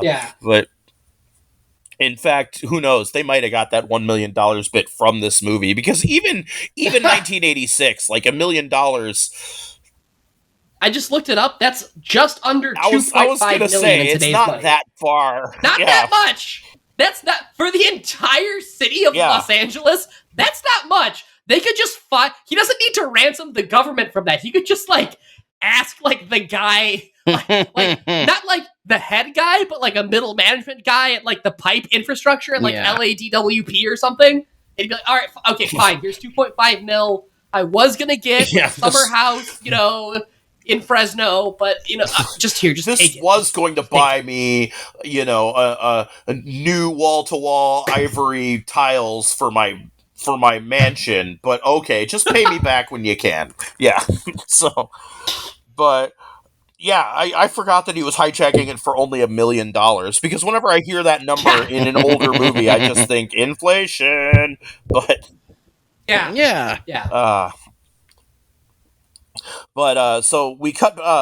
You know, Carruthers suggests using Lance and Danja as bait for a trap for Ragnar, and then we cut back to the farmhouse where Lance and Danja are hanging out on the deck, and Lance says to Danja he doesn't trust Carruthers, and for some reason this possibly high school kid is the only one that has put together the fact that every time Carruthers tells someone to go do something, they end up getting ambushed by Ragnar's thugs. You know, he's like, so I don't trust him. And, you know, he's like, but if we stay close to him, I think he's going to lead us to Ragnar. And so Danja, you know, she kind of agrees with him. And then she says, you know, I never got to thank you for busting me out. And she thanks him by busting her out by trying to sleep with him, because this is a spy movie, and that's just what fucking happens in spy movies. And Lance resists, though, because he's got weird daddy issues. And he's like, you know, I don't believe... don't believe that you're not playing me, because I can't believe anyone. I believe my father my whole life. And it's like, dude, this has nothing to do with that. It's kind of unspoken, but I think it's also that Lance believes, probably correctly in my opinion, that this is his dead father's girlfriend. Possibly. He certainly doesn't believe it for long, though, because Danja spends the next scene just ramping up the sexual tension. And so they do kiss, and then Stargrove breaks Yeah. it out, breaks it off, and there's way too much meaningful looking. No, she They goes just for the kiss. She stare. goes for the kiss, and he doesn't kiss her. He turns off at the last minute, and they just like stare. Yeah, and then he goes inside, and then she spends the next few minutes just ramping up the tension. And he comes back outside, and he sees this, and he decides, "Oh, you're gonna ramp up the sexual Well, hang tension." on. Hang on. So while all of this is happening, we're intercut with a scene on a ridge overlooking the house. Because remember, they're using Stargrove and Danja Yeah, to bait so they're Ragnar. watching. So Crothers, Cliff, and an unnamed army dude are watching all of this happening with binoculars. Yes. This is being observed. Just remember point. that. Good point. So. Because what comes next is, and I say this without a trace of irony, the weirdest sex scene I have ever seen. And we reviewed Cinderella on this podcast. Well, it's not the weirdest sex scene, but it's the weirdest seduction. Yeah. Because Danja starts ramping up the sexual tension. How does she do it? Well, first she strips down to a bikini. Oh, that's nice. Well, here's the thing. She's wearing a bikini. She's wearing like a white bikini top and white bikini bottoms. And then she's like, "Oh, Stargrove, I guess the kiss didn't work." So she takes off her bikini to reveal a second smaller bikini. It's underneath. not a bikini that she's wearing. What she's wearing is called a sunsuit. My grandmother used to wear them all the time when she lived in Florida, because my grandmother was very young for a grandmother. Don't picture an old lady when you picture my grandmother. She was like... Yeah, I already did that. She was like grandma. 30... So I can beat off to Ed's grandma later. I'll show you a picture, and that's your decision. Please. But No. the woman was a saint, and don't you dare. I love her so much. But Zach just wants an obituary picture. No! so no, she was like 30 when I was born or something like that. So, not an old grandma, but she used to have, they were all the craze for a while. It looked like a bikini, but you were just supposed to like wear it at the beach and not get it wet, and then you would wear like your swimsuit under your sunsuit, and that was the deal there. So you didn't have to like, so you could, and sunsuits would have things like pockets, so you could like go out and do things in them, rather than unlike a swimsuit which has no pockets. Well, We could bum around Boca Raton. Exactly. So she's wearing a sunsuit and strips out of her strips out into her bikini, and Lance counters this by going inside and coming out and getting snacks. Like she strips down to a bikini and starts to oil up. He walks in the house and comes out with a Perrier and starts drinking it and looking at her. She starts to suntan and turns around and takes off her bikini top. So she's, suddenly she's suntanning topless. And Lance goes in the house and gets an apple. Well, and first he's like finger fucking the Perrier bottle. Yeah. Yeah, that was so weird. And then, comes out and just eats an apple at her. And then he's like, I'm getting way too turned on the Perrier. Just as he's almost finished with the apple, I don't know. He eats plenty of the apple, but there was plenty left over. But she turns over and she's just full on topless, and he like drops the apple, goes in the house and gets a second apple, and and starts to turned into a two-apple job. Yeah, this well, he did drop it on the floor, so he wanted an apple. He's getting a whole apple, damn it! So it becomes a 2-apple job. So he's eaten 2 apples and drank a Perrier, and that means he's gonna shit later. He's gonna shit actually very soon. So I think Lance Stargrove is playing the long game here. He's like, she's going to wear me down eventually. So by the time she wears me down, she won't be able to have sex with me because I'll be in the bathroom grinding out a massive dump because of my 2 apples and my Perrier giving me an upset stomach. Good job, Stargrove, on the long game. Oh. Yeah, just add in a cigarette, and that's like a French person's lunch. Like, just... Yeah. Have you ever been so horny that you need to drink a Perrier and eat 2 apples? Like, Nope. What a weird outlet for his sexual energy. But I definitely have drank a Perrier and eaten 2 apples, and it definitely has made me have to go to the bathroom. So I am speaking from experience here. Throw some other stuff in there, or you're just gonna shit, But it's just so weird, like watching a beautiful woman take her clothes off, and you're like, oh fuck, she's seducing me. I better eat an apple. Yeah. Oh, this is not working. I need another apple. Oh, the apple didn't work. What would work? 2 apples. Another apple. Don't worry though, everybody. Eventually, they do end up hooking up, and after Danja hoses off the suntan oil she just laboriously applied to every inch of her taut, glistening cocoa butter colored body. She couldn't have had that tanning oil on for more than like 8 minutes. The time it takes to eat 2 apples and drink a Perrier. But and we cut back to the camp while the sex is going on. Well, actually, they do the whole sex scene in front of us, and at the end, John Stamos, with all of his John Stamos, sitcom dad swagger, is like, I'd like to do that again, and or whatever the fuck he says. Yeah. Well, it's because he's 16 and in high school, so he's just full of energy. Realistically, it should have been like 8 seconds later. Could we please do this again? I know I can go a second time. That was too quick.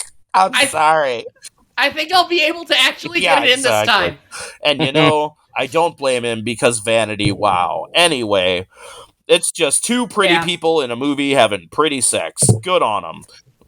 Well, the sex is very awkwardly shot because they just keep repeating like the same few shots over and over. Like have you ever seen a low quality hentai where they're trying to like stretch the time so you just see the same few frames just repeated over and over? It's like neither have I, obviously, but it's like that. It's like that, so I've heard. No, that's a rumor that I've heard. That's the scuttlebutt, the word around the campfire. I go for the big budget Jerry Bruckheimer style hentai. Thank you. I like a little production value. Only Bible That's Black right. Red. I don't. Actually, I've only ever seen like Legend of the Overfiend, which was like the first hentai, as I understand it. And if you're only going to watch that was like the first one with like the tentacles, right? That's what that's if you're only going to watch one, watch the first tentacle rape movie, damn it. But we just had that at the video store I worked at in like 98, 99. It was just on the shelf with our regular anime, and nobody ever said anything about it, but that was an often rented title. People would just come in and they would rent it, and one day, because the guy who I used to work the overnight shift with, he would choose the movies, and he was a big anime guy, so we watched every anime over and over again. And one day he threw, one day I was like, hey, here's one we haven't seen, because we've watched, we've watched Project Echo over and over again. We've watched Ranma over and over again. We never watched this one before. He's like, we can't watch that here. I'm like, why not? He's like, look at the back of the box. And yeah, sure enough, you could see tentacle dicks everywhere. So I'm like, okay, I'm going to rent this. And I watched it. I watched it alone, which was a mistake. I really should have saved it for a room full of people. Because I would have jerked off a lot less. Anyway. Dude, spare a thought for the poor guy who's like, my kid, he likes them Chinese cartoons. All right, let's see. My daughter. Yeah, well, she loved Pokemon. She loved the. You're out of Pokemon. She loved the My Neighbor Totoro. All right, let's see. We got My Neighbor Totoro last week. What else we got here? Paprika. Oh yeah, it's got dreams. Lady turns all giant. That was a fun one. Yeah, that was good. Legend of the Overfiend. Okay, maybe something a little more mature. Yeah, my daughter will love this. Oh my god. Yeah, it says mature audiences only on the front of it, but my kids are pretty mature. But it's a cartoon. It's for kids. Oh god. Oh my god, that's how I ended up seeing the movie Heavy Metal in like second grade. Oh, My dad rented it at the video store because it's a cartoon. It's for kids. I saw it. Yeah, It was I not. saw it when I was way too young. It Too. was yeah, not. I saw it when I was in like 4th or 5th grade. I was at my friend's house, and he was like, "Hey, you want to?" And my friend was like 2 years younger than me, And he's like, "Hey, you want to watch Yeah. Heavy Metal?" And I thought he was talking about like something on MTV or something. So I was like, "Sure." And he puts it on, and it's like cartoons and shit. And I'm like, "Oh, this is cool." And then like the first time you see boobs, and I'm like, are we going to get in trouble for watching this? And now I do what I do for a living. Anyway, back at camp, somebody... So Oh, yeah. just to lay this whole thing out flat, we have just seen a possibly high school aged boy fucking the much older girlfriend of his dead protege. father, while his Protege. dead I believe that father's- she was never romantic with him. I believe it. I don't. I mean, come on. He's like the James Bond Clearly- analog, and he's just hanging out with this beautiful woman, and he takes care of her, and they live in the same secret house that his son doesn't know about. Clearly, Come she on. likes him young, okay? Okay, And well, you've got also- me there. Or maybe she just likes to and keep it in the also- family. Also, I will say this. I, in my life, have known some richer, older men who always like to keep a few platonic, young, attractive female friends around. And the reason they do this is so these platonic, young, attractive female friends will bring their much sluttier, also attractive female friends around, and he has sex with them. But they automatically trust him not to try to fuck them because why? Well, he's never tried to fuck, Victoria or whoever, so they let their guard down, and it's like this really calculated kind of evil thing. So It's not. Well, not- I don't know if not it's evil. evil. It's just people not getting evil, their but fuck on. insidious, insidious. Maybe manipulative. I give There we you. go. Yeah. Not evil. It's sort of an unwitting Judas yeah, cow. exactly. And I think maybe that's what Danja was for the Elder Stargrove, because we do see pictures with him with a lot of like young, blonde, hot women. So Oh my god, does that mean that Stargrove Sr. was like, sure, honey, you could be a secret agent? Yeah, just come on up to my farm. I'll give you some training. And it actually turned out that Danja, was good at it. And he's like, well, shit. maybe that's what happened. I guess I'll actually recruit Maybe this that's one. what happened, but I would like to remind you that Danja hasn't really shown much affinity for any of the secret agenting. For example, wearing the Vanna White gown to the Dirty Rock Club. She knows her way around a gun. Don't get me wrong. She can take a motherfucker I down. was gonna say but she doesn't. I was gonna say she pretty confidently fucking planted slugs from Yeah. a moving car to two guys riding moving motorcycles with a fucking revolver, shooting a huge caliber revolver No, one-handed. absolutely. Although she also did accidentally explode a barn instead of shooting the giant man in front of her. Yeah, So who yeah. knows? I'm saying her gun stuff, she's good at. The actual spy craft of being a spy, she kind of sucks ass at. So, yeah, that's true. we're So this possible high school, let me just give us the worst interpretation, which is that a high school aged boy just fucked the much older girlfriend of his deceased father as his deceased father's coworkers and the boy's in his best father's friend bed. and just a in random his guy. father's bed. Yeah. Watch this whole thing happening. Yeah, they all eagerly And watched. they probably like, wow, this sex is lurid, but what was up with the Perrier and the two apples? That was definitely, how is that even weirder than what we're Do witnessing? you think he had time to fuck her before he had to go poop? And he, I don't know. And they're like taking bets on it. Because it gets boring at the camp. But back at the camp, somebody knocks out Cliff and steals his motorcycle and drives off. And then when he's safely away from the camp, he takes off his motorcycle helmet. And who is it? It's S&M Dungeon He-Man, aka Pyramid. He has knocked out Cliff and stolen his motorcycle. And several times, by the way, Carruthers has thrown the occasional gaze over at Cliff's motorcycle. So Carruthers has figured out that the disc is probably on the motorcycle. And we cut back to the farmhouse, though, and Carruthers has hurried Danja and Lance onto a helicopter. And they take off in a helicopter, and Carruthers radios the base. And he tells the people at the base that Ragnar is close. And then he turns around, and he takes off his glasses, and his wig, and his beard, and Carruthers has been Ragnar this whole time. Bum, bum, bum. Now, I gotta know, because you, much like myself, William, and also you probably, Zach, saw this movie for the first time like last year in January, and we'll get into that later, but did you like know that Gene Simmons was Carruthers the whole time, or was there any element of surprise to this during the really? I was pretty sure that was the case, just based off of the ginger dude that looked really out of place. Like, I don't know, there was just something about him, like, the whole time I was like, dude, he doesn't look right. Yeah. Like, I didn't really, like, I was like, maybe. Then, yeah, he was. Well, it totally took me by surprise, and that's because Carruthers, like, when you, like Zach was saying, you look at him and there's something just fucking weird about him, and, like, but I kind of chalked that up to this being clearly a low-budget movie, and I was like, oh, did this guy, like, have a beard in the first scene, and then later he, like, shaved it, and they're like, oh, fuck.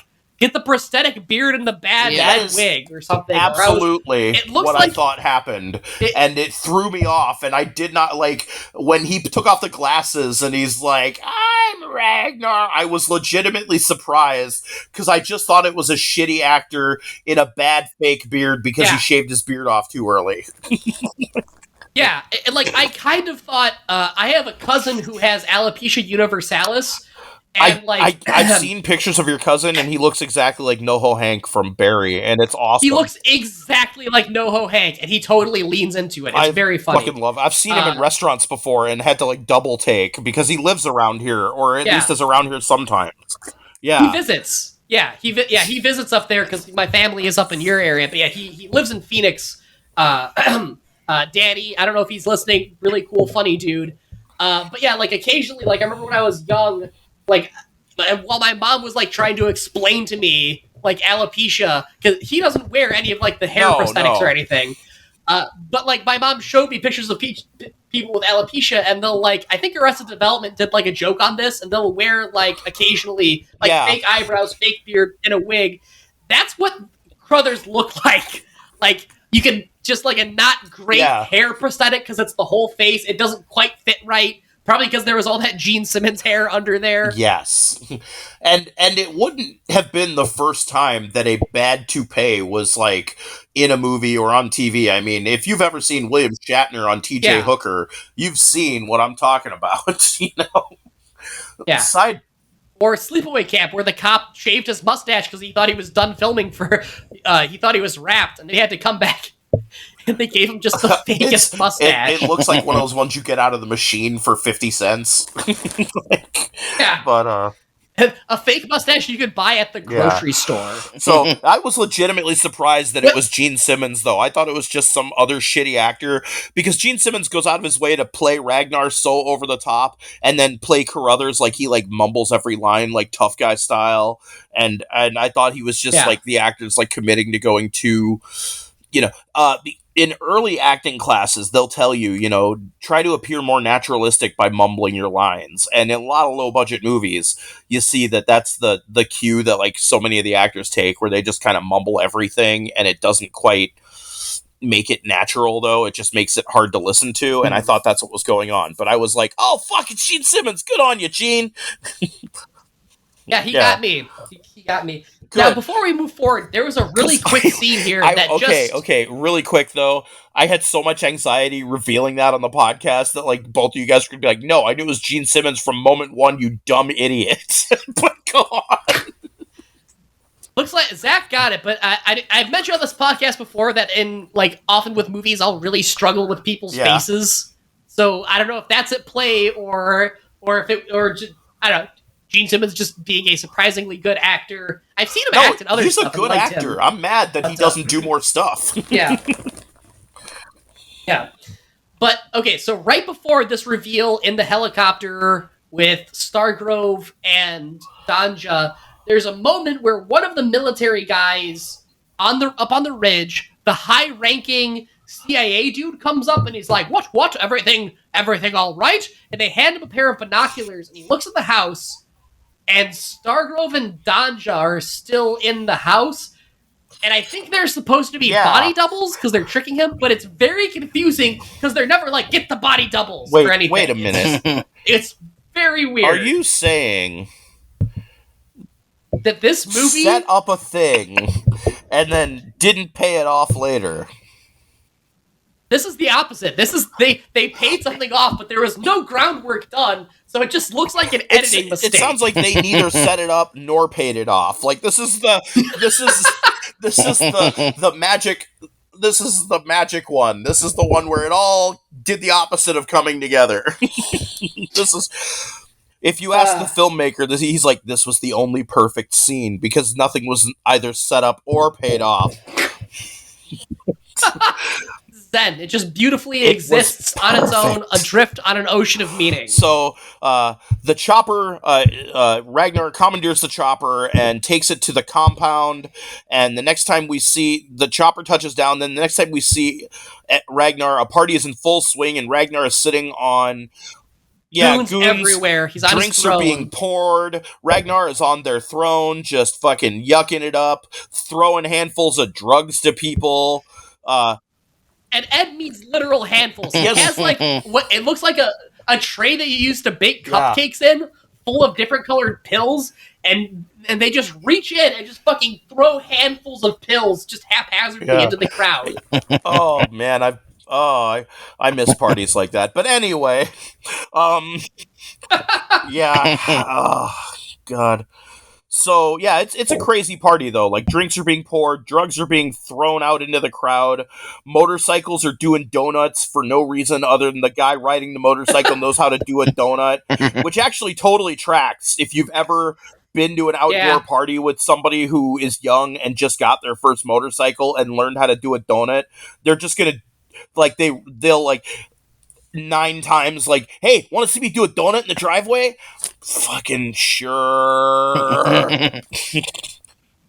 Also, why that was secretly one of the funniest parts of Hot Rod, where he's trying to like impress a group of kids, and like he's like, woo! And he just has one hand, like one foot planted on the ground, just doing the lamest fucking donut on like a little mini bike, not even like a dirt bike. Yeah. So Lance and Danja are brought out.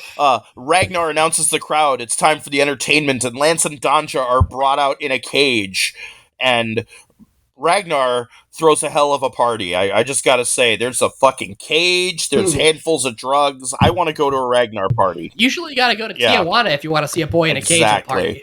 I've been to a couple of parties with people in cages, but they were dancing, and it wasn't this. This is a different kind of thing because Ragnar reveals that he has a pyramid open the door to the cage and tells everybody that the entertainment is that they get to rip Lance and Danja to shreds. And so this party has everything: drugs, motorcycles, alcohol, murder. What? This is. I do want to go to one of Ragnar's party, but I want to leave before the murdering happens. That's the key. You gotta. That's when you just give them the Irish goodbye. Don't overstay. Right? When you see the cage coming out, you just slip right out. If you're at a party and there's not already cages and people are dancing in the cages, leave the party. That's what we've learned from this movie. So, and Ragnar reveals that he knows where the disc is on.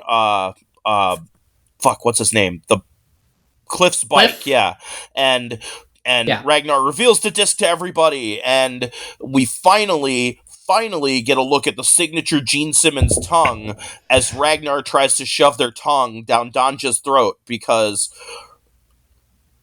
Ragnar is just too fucking charismatic and needed to rack up some bad guy points real quick. So they just had them like, assault, like tongue fuck fucking Donja's face Donja's with throat like pussy. crazy Gene Simmons tongue, so gotta still gotta remind everyone that you're supposed to root against this character. Especially with what happens next. Everyone's sympathies will be Mine tested. certainly were. So Ragnar turns Danja and Lance over to the cult, instructing them to rip them to shreds. And Lance, using quick thinking and the power of homophobia, talks Pyramid into a one-on-one fight by bringing up the fact that he once saw Danja push Leather Bar He-Man's face into a horse turd, which is like the least offensive thing that he says. He's like, we know who's on top and who's on... It's just horrible stuff that I won't repeat. But then the thing that pushes Pyramid over is, and one time she pushed your face in a horse turd, so I wonder how you'd do in a fight against me. And Pyramid is like, would you mind if I beat this guy to death in front of everyone, Ragnar? And Ragnar's like, fucking go for it! you know? Yeah, and I'm watching, I'm like, yeah, please do. Go for it. Yeah. Fucking please. And, but using the power of gymnastics, Lance Stargrove gets his hands on a rifle because he does like a rolling backflip move, and he gets his hands on a rifle and kills Pyramid. R.I.P. Leather Bar He-Man. Yeah, well, hang on. Unloading into the crowd. Yeah, Zach's right, Ed. I think you're selling it short. I was getting to that. They're fighting one-on-one. I was getting to that. They're fighting... because first, he takes out Leather Bar He-Man, and then R.I.P. Leather Bar He-Man. I wanted to give him his due. Well, hang on. Pyramid has a chain, right? So, okay, they're gonna fight, and Stargrove, just not even honorable. Then Stargrove grabs a fucking gun from a dude in the crowd, fucking shoots Pyramid dead after challenging him to a one-on-one honor fight. Yeah, no honor among the Stargrove clan, and that's fine. They're spies, whatever. They're supposed to play dirty pool, I get it. But then he turns the gun on everybody in the crowd. Admittedly, they're already Admittedly, this is a group of, like, murderous psychopaths who were just seconds before going to rip them to shreds. But still, like you said, they're running away, and he's still shooting at them. Because... Yeah. And some of those people are just there to party and do donuts. Some of those people are just really proud of their ability to do a donut on their brand new motorcycle, you son of a bitch. Yeah, they're just awesome at donuts. And there's free drugs. Yeah, somebody brought their friend to the party, and they were like, you're gonna love these guys. I don't know, they seem dangerous, man. Their parties sound pretty out of control. No, it's a good bunch of people. I know we get wild at our parties sometime. And they show up, and they're like, and here's how we're gonna poison the reservoir. By the way, you're gonna get shot with a machine gun. What the fuck did you bring me to, Daryl? He has 2 kids. What the fuck? Tomorrow is graduation. Yeah, he's about to get his doctorate. So his grandma's in a nursing home. Yeah, some of these going on and some on, of these people are probably not the hardcore cultists. They're like the first or second meeting cultists who are just there for like the free drugs. Yeah, they're just there to get E-meter, just to check some things out. He had a full ride. Yeah. So this Stargrove is unloading a machine gun indiscriminately into a fleeing so this crowd. killing spree buys just enough time for agents to show up to rescue them / have a bigger shootout. And because the heli guys, the helicopter shows back up and it has a door gunner now. Yeah, it does. Who is just mowing these fucking people down. Like, I definitely feel bad for the bad guys. They were definitely massacred and probably blamed. It was probably, and then Ragnar handed out the Kool-Aid and they all drank it and, Yeah. This is low-key the story of Jonestown. But, Ragnar and the computer guy escape, though, in all the confusion, and the computer guy gives Ragnar a briefcase and says the briefcase has a radio detonator and it's keyed by the disc, which is what they needed the disc for. And, they're on their way out. The computer guy takes some lead, and Ragnar heads off to the reservoir alone in a big-ass 18-wheeler. And, the whole idea is that Ragnar's going to blow the valves on the reservoir and do the whole poison thing. And which is bizarre, because the plan was to threaten to do it, and then try to get ransomed into Yeah, stopping. but you know, in some A+ scenery chewing from Gene Simmons, he reveals that he was just gonna do it anyway for the money, for the gold, for the just A+ scenery chewing all around, man. And but so Ragnar drives off in a big ass 18-wheeler with a trailer, which is, by the way, not the best vehicle to take off in if you're like trying to get somewhere quickly, I would think. Like I don't know much about semi trucks, but I know that it takes a while to get them going, you know. There's a reason that they don't have them race dirt tracks, you know. And then we get some more footage of the army just fucking mowing down the goons. Yes. But Danja and Stargrove are just shooting goons left and right. And the music here sounds like the ice level of a Nintendo 64 and it's also game. like really triumphant. Yeah. You know, it's like really triumphant murder music. You know, All this fucking bloodbath is happening. The act of killing style massacre is going on. Yes. God. So we're cutting in intermittently between Ragnar and the massacre, and Ragnar gets to the reservoir and begins to set up the detonator, but before Ragnar can fully get the detonator set up, Lance Stargrove shows up on a sweet ass dirt bike, and I just like dirt bikes, okay, guys? I just want to say that. And then, there's a confrontation. Lance, can't you see the greatness in me? I'm female and male, man and woman. I'm better than you are! Yeah, but don't you understand something? You're only half of each. I'm a whole man. And Lance responds to this by harnessing once again the power of bigotry. Lance states that he will win because Ragnar is only half of each, and since Lance is a whole man, he will prevail. Disgusting. A fight ensues, and I relate, Ragnar. I would want to punch the shit out of Lance Stargrove after some fucking intolerant bullshit like that too. So, oh wait, I'm supposed to not be rooting for the person who wants to poison the reservoir. Oh well. Just imagine if they hadn't cast somebody as charismatic as John Stamos in this movie. Like, how just deplorable Stargrove would have been. He's just so much of this movie is only possible because John Stamos as a human being is just so affable, damn it.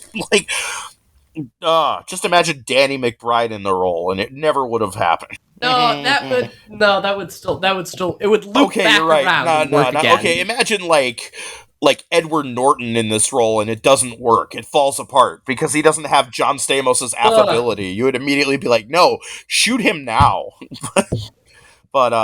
So they're having a fight. They're having a tussle, and Ragnar gets the upper hand, but Lance fights dirty by both kicking Ragnar in the testicles and biting Ragnar on the breast. Him on the face. No, it's on the breast. And he fucking... This is rapidly turning from a fight into a sexual assault, and I am not happy about it.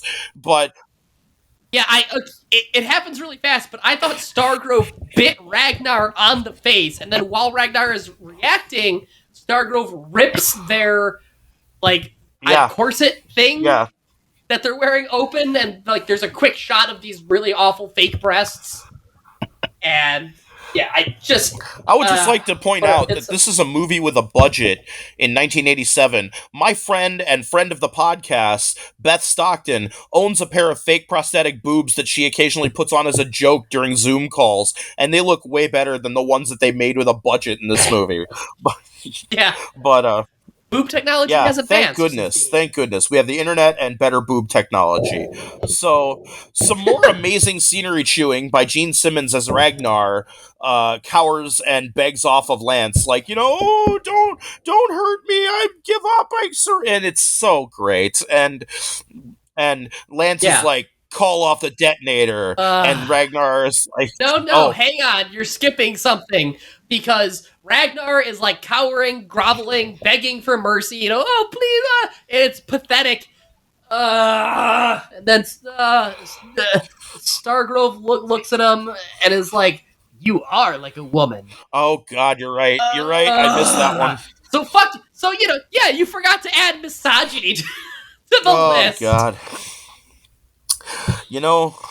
I was just so upset at so many things, and Gene Simmons is just playing this scene so over the top, campy, wonderful that I just forgot to write that part down. Uh, so Lance tries to get Ragnar to stop the detonator, and they tell Lance that the detonator can't be stopped. It's counted down and can't be deprogrammed. Haven't you ever read a spy novel? Which I just thought was a great line. and given the level of everything else written in this movie, I think has to be a Gene Simmons improv. But I just will not. I will not give the screenwriter enough credit. But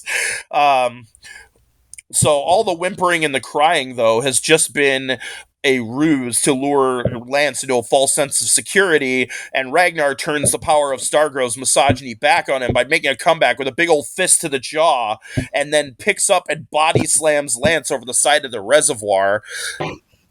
I thought that Ragnar Not sliced yet.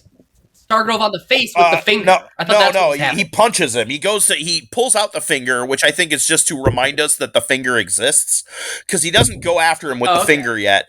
He punches him, and then tries to throw him over the side of the reservoir, but Stargrove grabs the what do they call it, handrail, which using his gymnastics training, I guess, and but there's a great moment here where he's holding on to the handrail, and Ragnar picks up a crowbar and starts to tap meticulously each one of Stargrove's fingers like a sadistic cartoon character, and it's just a lovely bit of business. Cut. And while this is happening, no, don't cut. Danja is circling.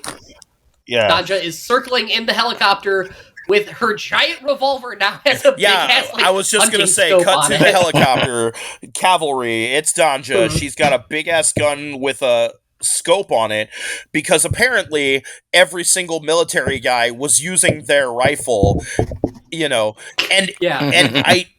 Correct me if I'm wrong, they only had the one helicopter, which already had the gunner with the big machine gun. Why didn't she bring that, No, she decided... I guess she wanted to be precise, decided to bring her handgun, and she's like, well, that's fine. Yeah, you're right. You've got a point. Machine guns not known for their being precise. You've got me there. Pretty indiscriminate. But still, if you want to make a distance shot, what do you use? Obviously, a 44 Magnum. No, she couldn't grab one fucking rifle from any of the people standing around. But I'm not a gun dude, so I don't know for sure. But yeah, she can't get a clear shot though on Ragnar because, and the helicopter's trying to reposition. And then Ragnar finally uses the spike on Lance's hand. So Lance can only hold on with one hand. But and Ragnar's about to go for the second hand, but then Lance seizes upon Ragnar's thirstiness from an earlier scene and Ragnar's vanity, which ultimately leads to the downfall of Velvet von Ragnar. Lance is like, I just gotta say, you really are beautiful in this light, and because Ragnar is part cartoon character, they are suddenly all flattered and oh, you're so nice to me, give me a kiss, and goes in for a kiss, and when Ragnar leans in for the kiss, Lance grabs their hand and forces the spike into their neck and pulls Ragnar over the side of the reservoir for good measure, and we get some more of that incredibly grisly violence, because we don't just cut to, no, we see Ragnar fall and hit several things on the way down. But it's so comical because the dummy is so... Yeah. But, so Ragnar falls down, hits 3 things on the way, and dies at the bottom of the ravine. But there's still the matter of the detonator, and Danja tells Lance to destroy the detonator and throws the fire blaster down, which Lance only barely catches, and the fire blaster has taken some damage because it starts smoking, which is good because it was hastily assembled by a high school kid in a dormitory, So I'm sure it's not unstable at all, and it's a good thing it's out in the world, but Lance is unable to get the fire blaster to fire blast properly because it was just dropped out of a fucking helicopter, and instead... More of it's a fire dripper at this point, yes. And so Yeah. he gets the idea. He pitches the detonator over the side and then throws the fire blaster at it, and everything explodes, and the valves don't open, and the water supply isn't poisoned, and I don't get to see the cool LA mutants. And Lance Stargrove has There are saved still the plenty day. of mutants out here, I assure you. I guess. Would have been funny if you missed. Just, like he's just not good. He's just not a good shot. Just you know? what? I'm a gymnast. I'm not a fucking football guy. Yeah, I'm not a baseball player or a football guy. Oh fuck! That would have been a 10 times better ending. So. There are plenty of mutants in LA. There are plenty of people who got like way too much plastic surgery in the early 80s, and they now look like the puppets in the Land of Confusion They look music like video. themselves, but only reflected in the back of a spoon. I once heard somebody describe of people who've had too many things done to their face. I can't remember whose quote that is, but it's not mine. I'm not taking credit for it. But yeah, they look like themselves reflected in the back of a spoon. So we cut back to Ragnar's compound. The chopper lands, and Danja and Lance get out of the chopper, and the leader of the spy organization offers Lance and Cliff a job. And everybody else who works for the spy organization probably secretly gets really pissed off because they had to like go to spy school and spent their whole lives training. But like these two jackoffs just wandered in off the street, and one of them is, "Oh, my daddy's a spy, so I must be a good spy too." Yeah, my dad worked with machinery his whole life, but I'm all fucking thumbs, so that doesn't work. Anyway, Lance declines because he doesn't like being shot at, and he's like, "We just want to get out of here. Mind if we take a car?" And they're like, "Go ahead. Everyone here is dead anyway, you know?" And they ride off in one of the post-apocalyptic dune buggies. And Cliff and Lance drive off. Psych! They come back for Danja, and the three ride off together. And Danja's like, "We never did retrieve the bot. Stop it.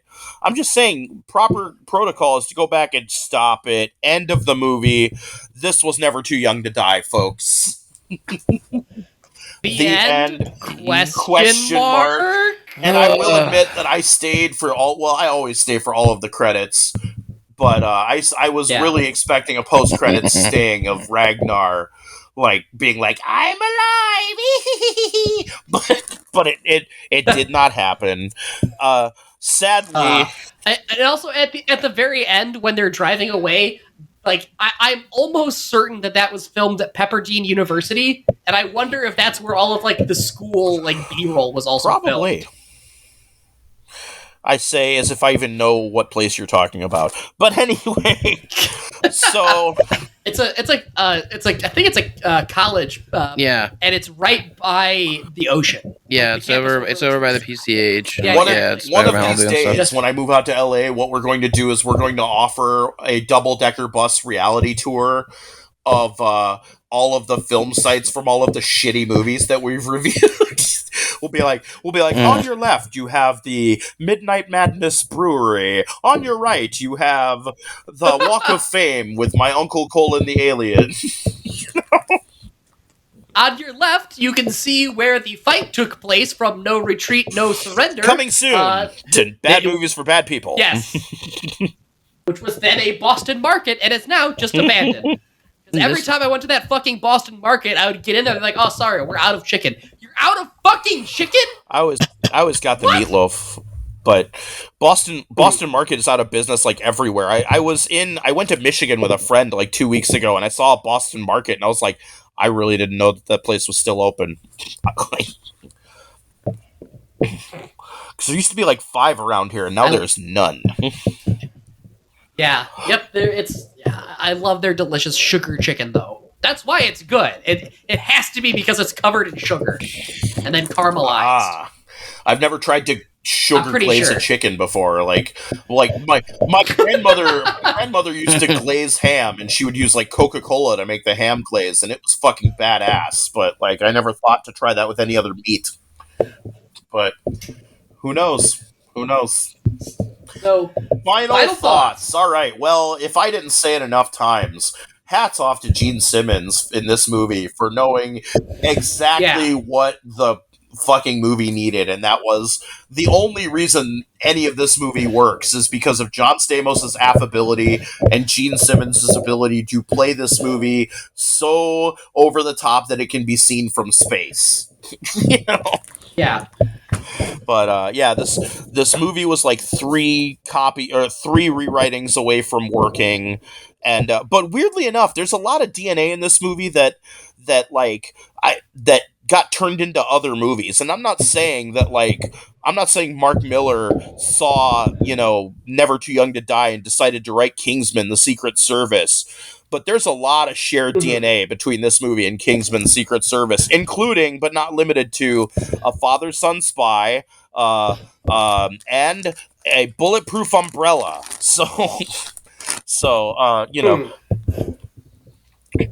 Also, there was a. Well, let's get him on the pod. Yeah, I'll see. Hey, Mark Miller, you're extremely busy. Want to be on our?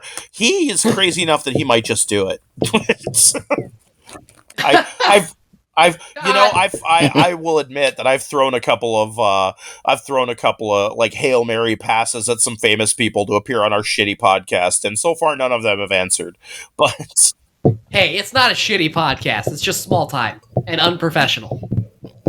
I try to go out of my way to make it shitty. Thank you.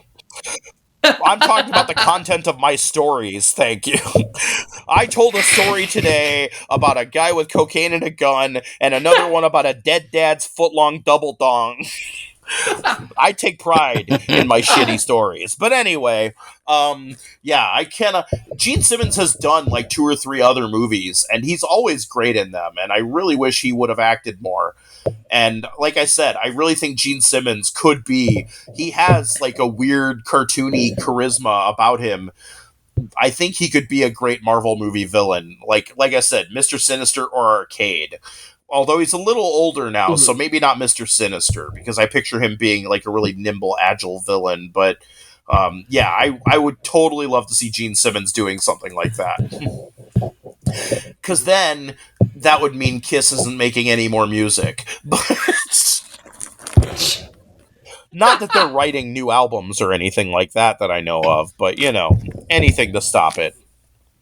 Also, sidebar, my dad was once in a band that opened for Kiss in like 1974. So that, yeah, like when Kiss was doing, like, I don't remember if it was it was like their first big US tour, and I think it was at the Hammond Civic Center, and my dad was, he was in a lot of bands, like in the mid to late 70s. He's a really good guitar player, but never plays anymore.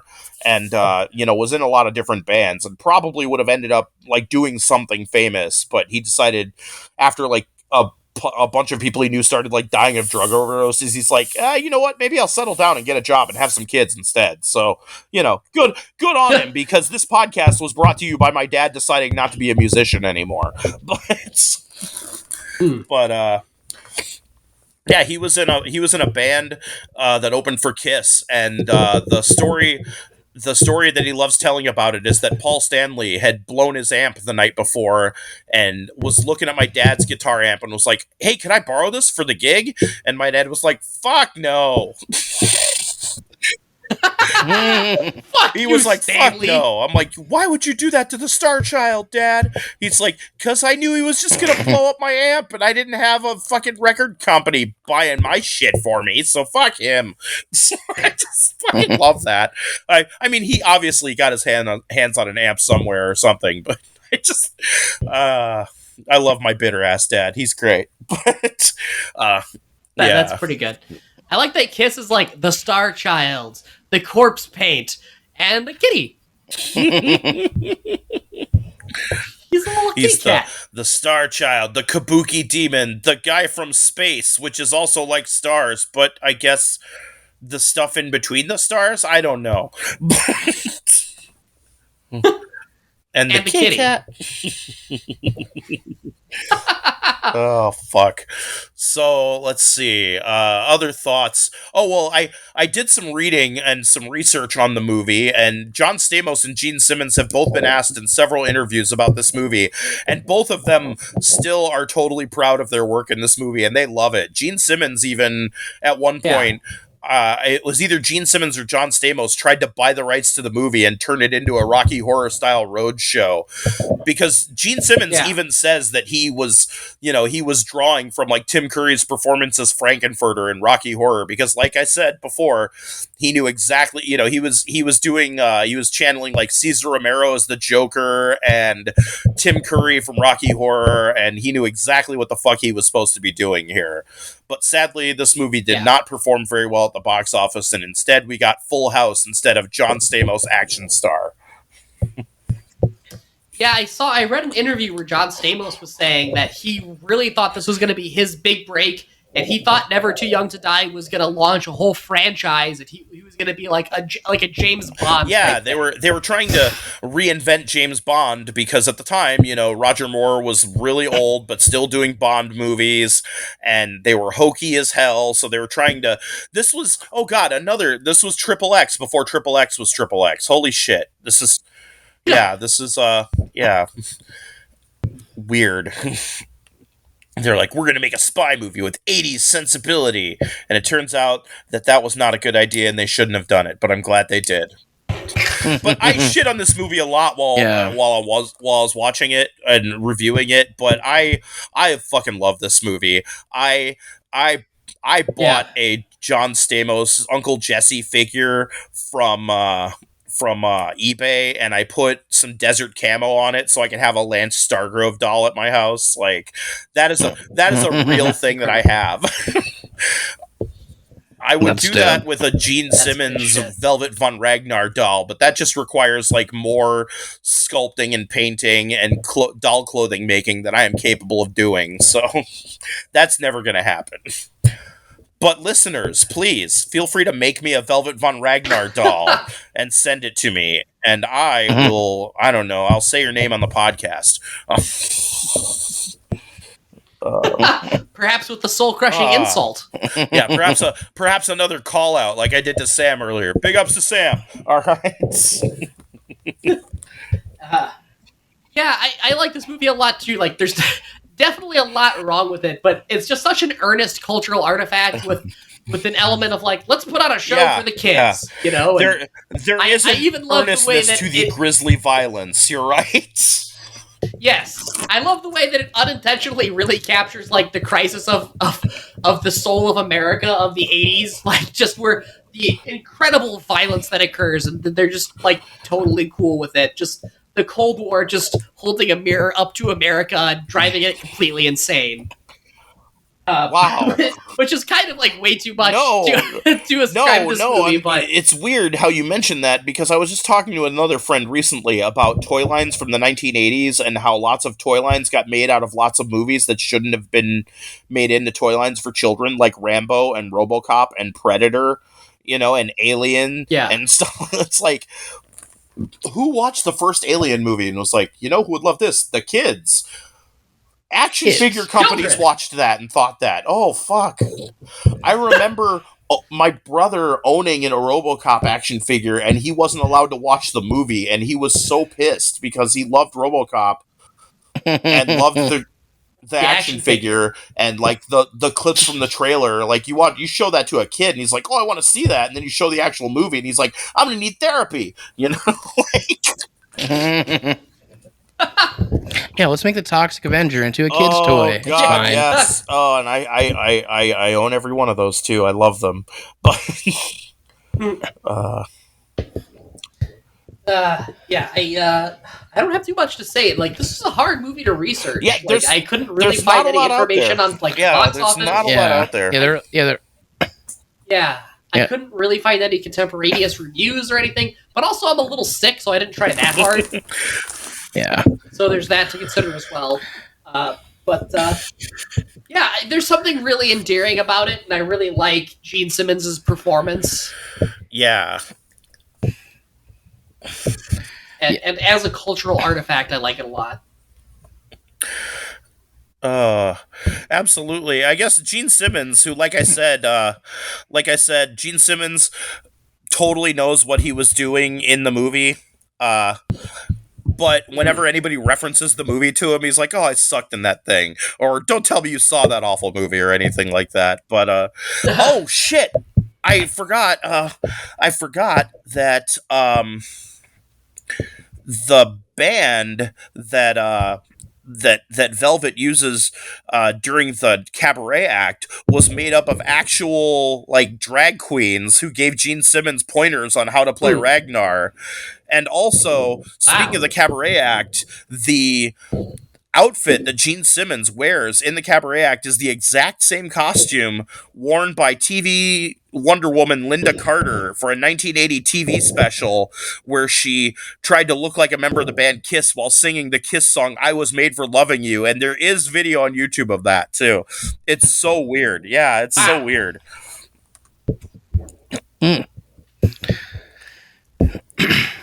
Yeah, I really enjoyed this movie. It was fucking ridiculous. Yeah. Yeah, it was great. Gene Simmons did a great job. John Stamos, he's being John Stamos. John Stamos was also there. Yeah, he was there. Yeah, it's so funny. Like when you get like a role, you really think like, 'cause he really thought this was gonna be like his big, like it was gonna be his big thing. Like he quit General Hospital. He fucking he actually did a bunch of gymnastics training and broke his ankle. Like, yeah, it's gnarly. Yeah, people behind the scenes gassed him up a lot about about the movie. Yeah, like this is gonna be our son of Bond is what it's gonna be, and I get it. And apparently, Vanity was very like sexually aggressive towards him while they were filming. Oh, go on. Oh, I mean I just like read an interview where he was saying that like the first time they met, she like put her hand down his pants. Oh yeah, I read that too. Yeah, I believe Stamos said that they dated briefly while they were making the movie. But he was in the thing. There have been multiple interviews, but in the one that I read, he was kind of like oblique about it. He was like, "Oh, we had a little thing, but she was too much horsepower for this country boy, or whatever." I've read in more than one interview they dated briefly, and that she was just too intense and crazy for him, which is also why Prince always said that he got rid of her and started doing the same thing with Apollonia, who was the girl from Purple Rain. Vanity was originally that girl. Like, all that music and stuff was originally written for Vanity, but her and Prince split publicly, and a lot of it had to do with they had a behind-the-scenes relationship, and it fell apart because, according to Prince, she was very nuts at that point in her life. Later, she found Jesus and calmed the fuck down. But there are so many movies, and that was after she almost died of a crack overdose. Yeah. But there are so many behind the scenes stories of Vanity just being a lunatic behind the scenes, and I love it.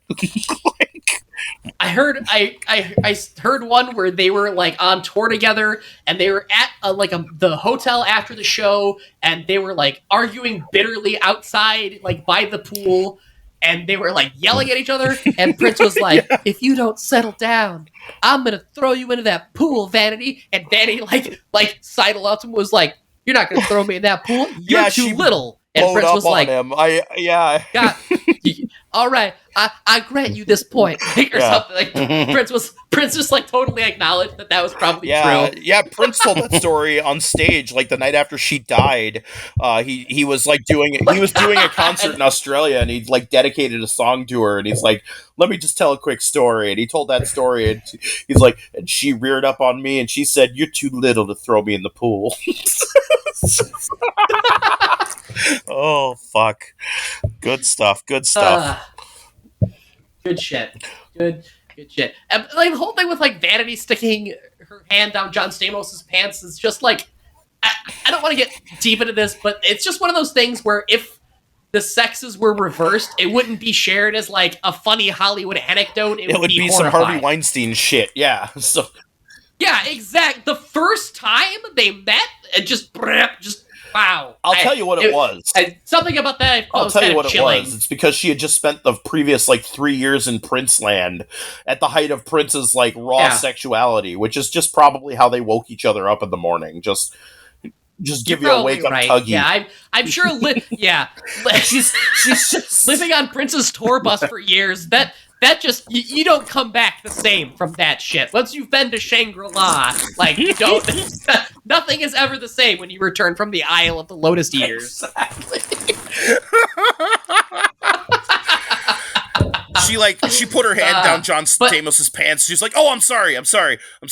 That's my old life. I've left that behind. This is all I know. Forgive me." And I will also say that I really liked Vanity in this. She's great. And it's a shame because, like, yeah, you see her in later stuff when she really started hitting that shit, and it's sad. Like in Action Jackson, where she's so strung out that they had to do ADR on a bunch of her lines because she was like slurring and not enunciating. She does not seem long for the earth in Action Jackson, and she somehow managed to make it for like 2 more decades. So good on her.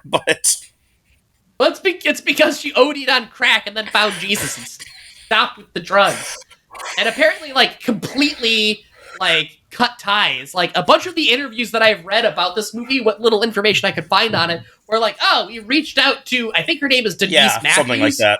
Because she, like, does not respond to Vanity. Like, oh, we reached out to Ms. Matthews and received no response. Yeah, no, I saw her once on a talk show where she was, it was not long after she found Jesus, and she was talking about, her life after rock bottom, and the talk show host asked her, well, have you thought about reconciling with Prince? And she just got really quiet for a second. She's like, if God wanted me to talk to Prince, he would put Prince on my phone. So whatever happened there, man.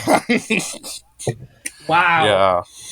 Which is funny because Prince also found Jesus, or whatever the Christian Jehovah or whatever, the Jehovah's Witnesses or whatever have, And I read one time that so Vanity died in 2016, which was just a little before we moved to LA, or like right around the same time. But I read that the apartment complex she lived in, it was like less than a mile from where Zach and I live. Yeah, like, so I wonder if I ever, like, saw an old lady at the grocery store and I was like, she looks familiar, and it was Vanity or something. Huh. Neat. But, yeah, that's the weird fun fact. So, I do believe that this brings us to the end of our extravaganza this evening. So we thank you all for tuning in, and now it's time for plugs. Who's first? I'll go first. My name is William Kuchenberg. I am a represented screenwriter and a top 50 finalist in Nichols. In case anyone listening wants to give me money or perhaps hire me to write on your TV show. I'm a columnist for Cracked.com. I am a game reviewer for UltimateGamingParadise.com. You can find more of my stuff on the internet, and other than that, make sure you throw us some support on Patreon if you can. That's patreon.com/badmoviesforbadpeople. $5 a month gets you everything. And eventually we're going to start archiving episodes, so it's a good way to support us. It's a good way to keep up with the podcast. There'll be more goodies and stuff added there. If you can't do that, we get it. Times are tough. Check us out on YouTube. Like and subscribe. That does help. And I think that's it for me. Zach? I'm Zach. You can just follow me on social media. You can find me. Hell, by the time this comes out, you'll probably be sick of seeing Zach, because he's going to be all over the place. Also, by the way, if you're tuning in just because you saw that guy from Jackass 4 as a podcast, thank you. Yeah, we appreciate And also, you. I just would like to say this on the air. Zach, thank you for allowing us to exploit your fame. But like in a cool way. Yes. Yes. No, this podcast was very much like Zach was instrumental in making this happen, because Will and I jerked our dicks off for like 5 years about how we should do a podcast, and we never did. And Zach was like, "Okay, we're starting Tuesday." So, and Will and I were both just like, "You could just do that." You can just start a... We haven't even applied for our podcasting license yet. Yeah. Normally this would be the part where I promoted all of the podcast stuff, but Will already did that because I don't have any shit to promote yet. But something is coming very soon. I've got another project. It's in the fire right now. It's cooking. And hopefully by the next time we podcast, I have a couple irons in the fire right now, and one of them's about ready to debut. So stay tuned. Stay tuned. Find me on social media. So when I roll it out, you guys are ready for it. I'm on Facebook. Under Eddy Danger Lipinski. You can find me on Twitter at Ed Lipinski. I never put anything in either of those places right now, but that's going to change soon. I need to up my social media game. But yeah. Oh, and also don't forget to go to Apple Podcasts and rate us with 5 stars. You don't have to put anything like what you like about the podcast or anything. In fact, you can even put in the review that you're just following orders, and that still counts as a 5-star review. You could just put they specifically told me to go do this, and I've never listened to an episode, and that'll still count as a 5-star review for us. So please go to Apple Podcasts, give us a 5-star review, and it'll help up our chance of eventually getting sponsored. So maybe like HelloFresh can send me a bag of groceries every month, and I will forget to cook them and throw them away or something. No, I'm kidding. I'm kidding. I would totally cook them, and it would be great. But anyway, thank you all for tuning in. Join us again real soon. We're going to get back on a regular release schedule, I promise. Until then, take it easy, keep it sleazy.